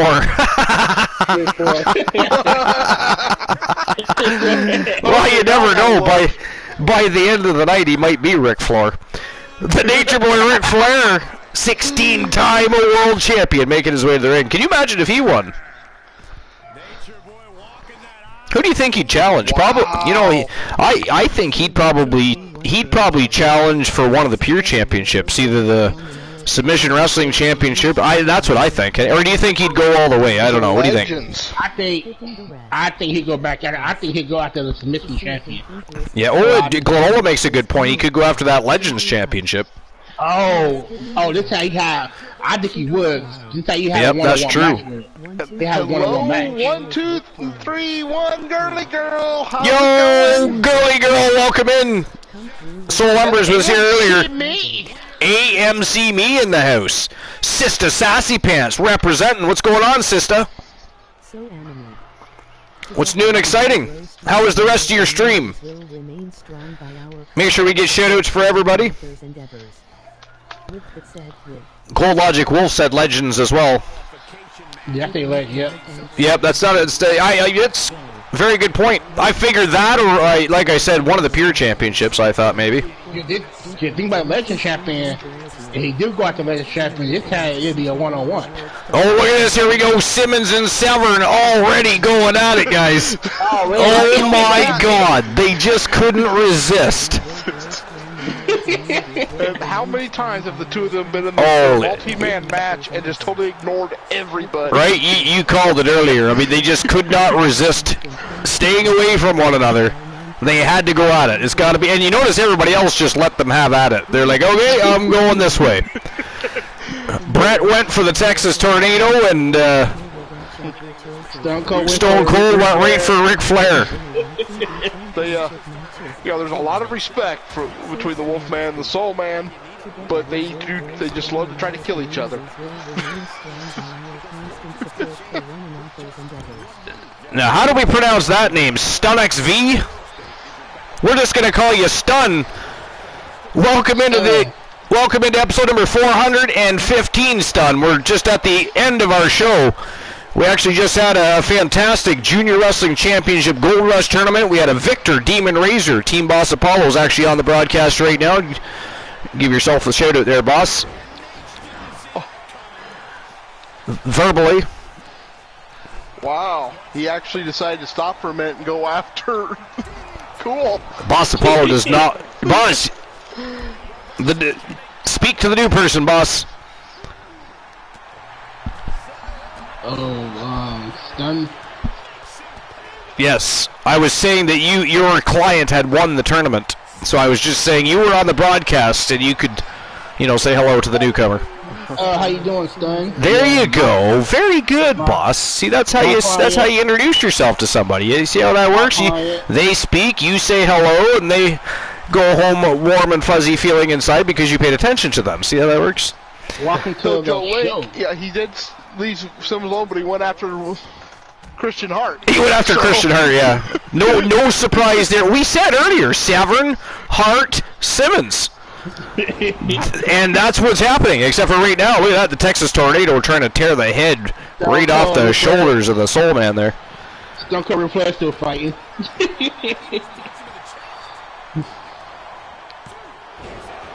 Did we get a shout out for Girly Girl? We did. Never mind, I see that. Alright, everybody's got shout outs. Perfection. Appreciate the shout outs. Well, I mean, we do have Joe Lincoln here, one of the greatest mods in the Archerverse. He has really shone, hasn't he? I mean, since Bromer has been on and off again, MIA, the OG mod with the most is Bromer, of course. Oh, yeah. But Joe Link has really slid into that role, as he is now definitely a mod with the most. Well, have sweet dreams, Girly Girls. It's great to see you. Oh, you're exhausted. Oh, Soul Embers. You must have been watching Soul Embers stream, were you? He bored you too.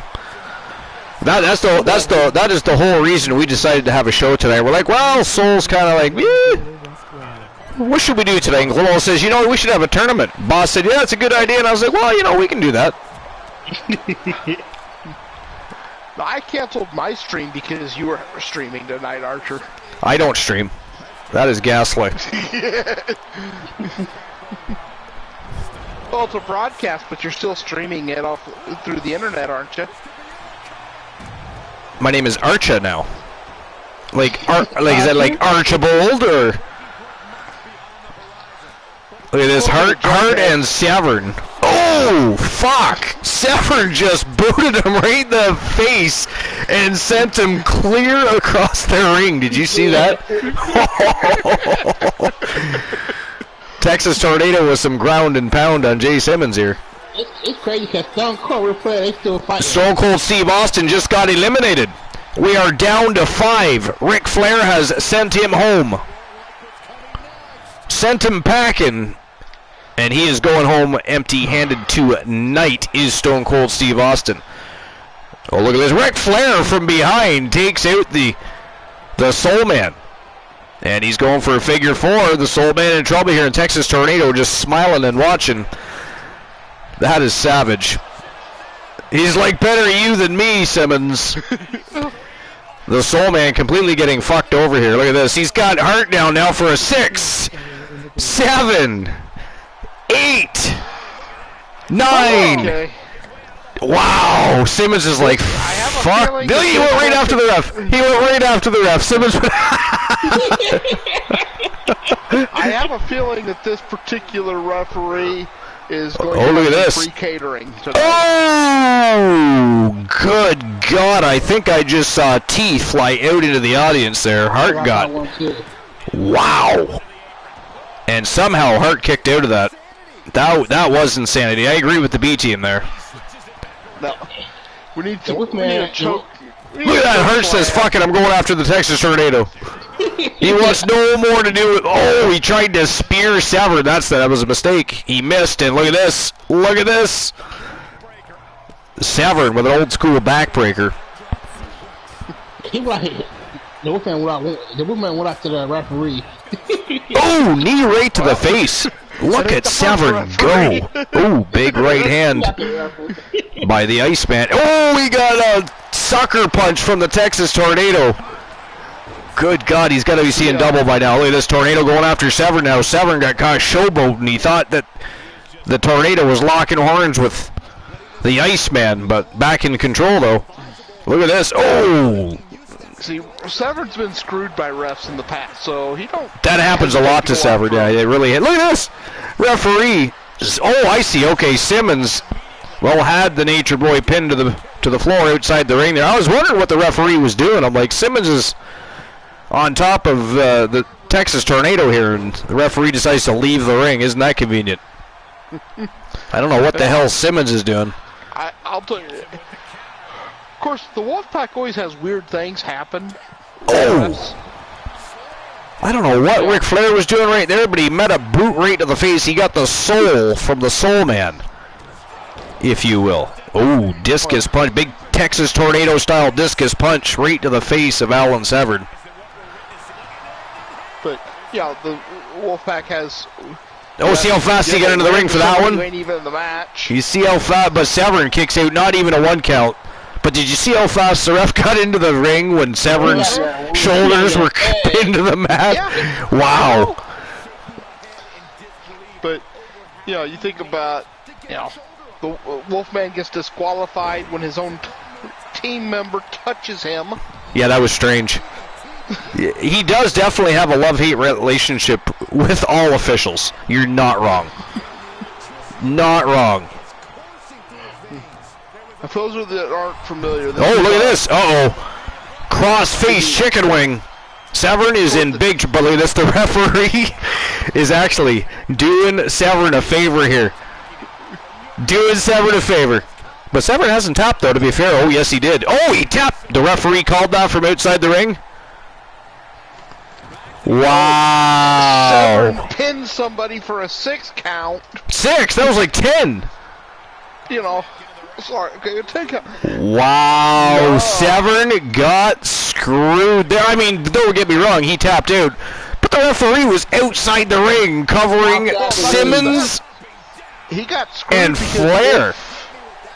If the ref had counted the pin, then the Iceman would not have been in the ring. Nope. He would have already been eliminated. Yeah. Oh, nice flying body splash there by the Iceman Christian Hart. Simmons outside the ring. Look at this. Oh! A Soul Man DDT. But no, as I was And saying, Ric after Flair the has movie- been eliminated. We are down to 3. The Iceman, Christian Hart, the Texas Tornado, Kerry Von Erich, and the Soul Man, Jay Simmons. But in the tail end of 2.0, the Wolfman formed a faction with Captain Whoa! Jack Did you see that? and Psycho Sid. Christian Hart out of nowhere spears the Soul Man right off his feet. We got 2 OGs going on. Here we go. Cross-face chicken wing being applied this time to the Soul Man. He might be joining the Wolfman in a minute, but he is fighting it though. But there was a tag match that Psycho Sid escorted Cactus Jack and the Wolfman to the ring. Wolfman was outside the ring on the ground. Psycho said picked him up. The ref called the disqualification. Yep, that did happen. Yep. As weird as that is. Superstar and become a different superstar each day you visit. Yeah. Manager doing his job. Kick right between the eyes. And he returns the favor. These guys are just taking turns punch kicking each other in the face at this point. Mm-hmm.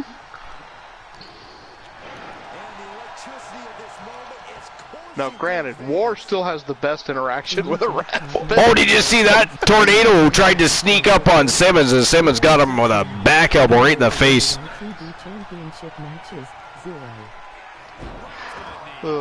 I don't think anybody won the jackpot so far. That's crazy. That'll be 2 shows in a row. Nobody won. No. I think Joe Link was the closest with a 115 or a 116.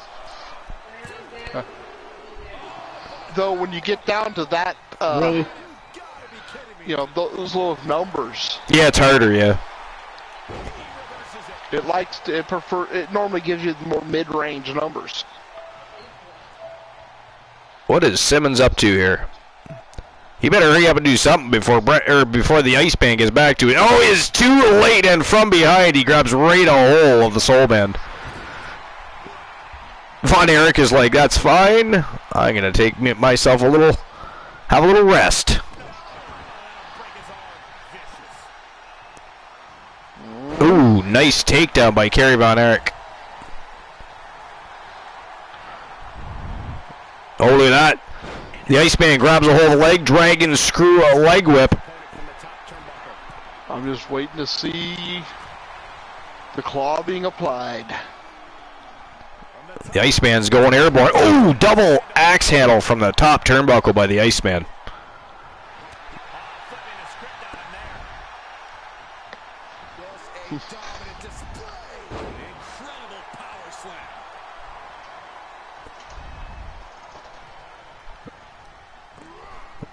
Hart gets whipped to the rope. Oh, he gets whipped right over the top rope there by Kerry Von Erich.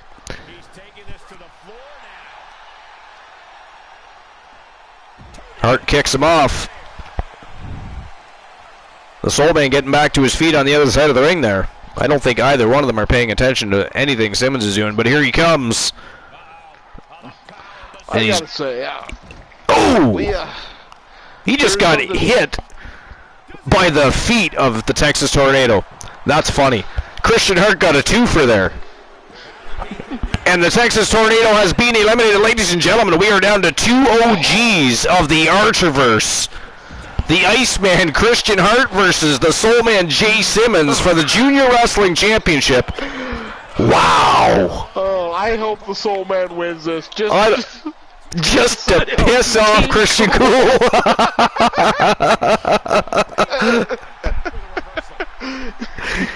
Yeah. I mean, he would not be happy if he lost to Jay Simmons. He really wouldn't be. I mean, if he's not lurking and listening, who wants to be the first to tell him?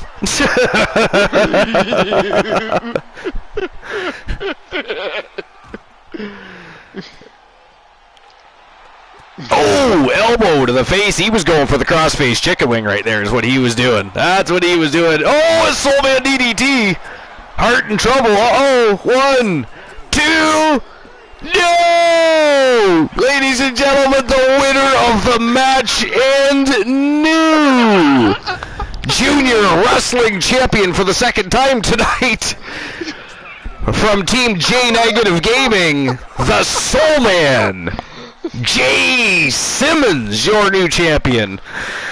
And ladies and gentlemen, that is it. That is all for episode number 415. Many people have already gone off to bed. They've gone nighty-night for the evening. But those of us that are left over, we're going to go visit Christian Cool. He's playing some Bloodborne. He is an OG of the Archerverse. He is our good friend.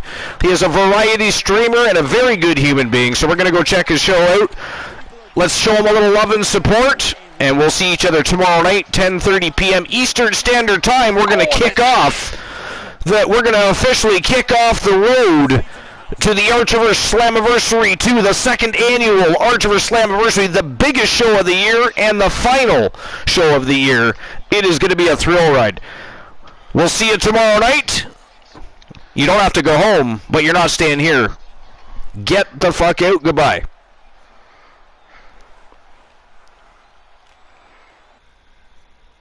I was trying to shout out, do the new shout out, Jay Cinema, for Jay Negative. Oh, yeah.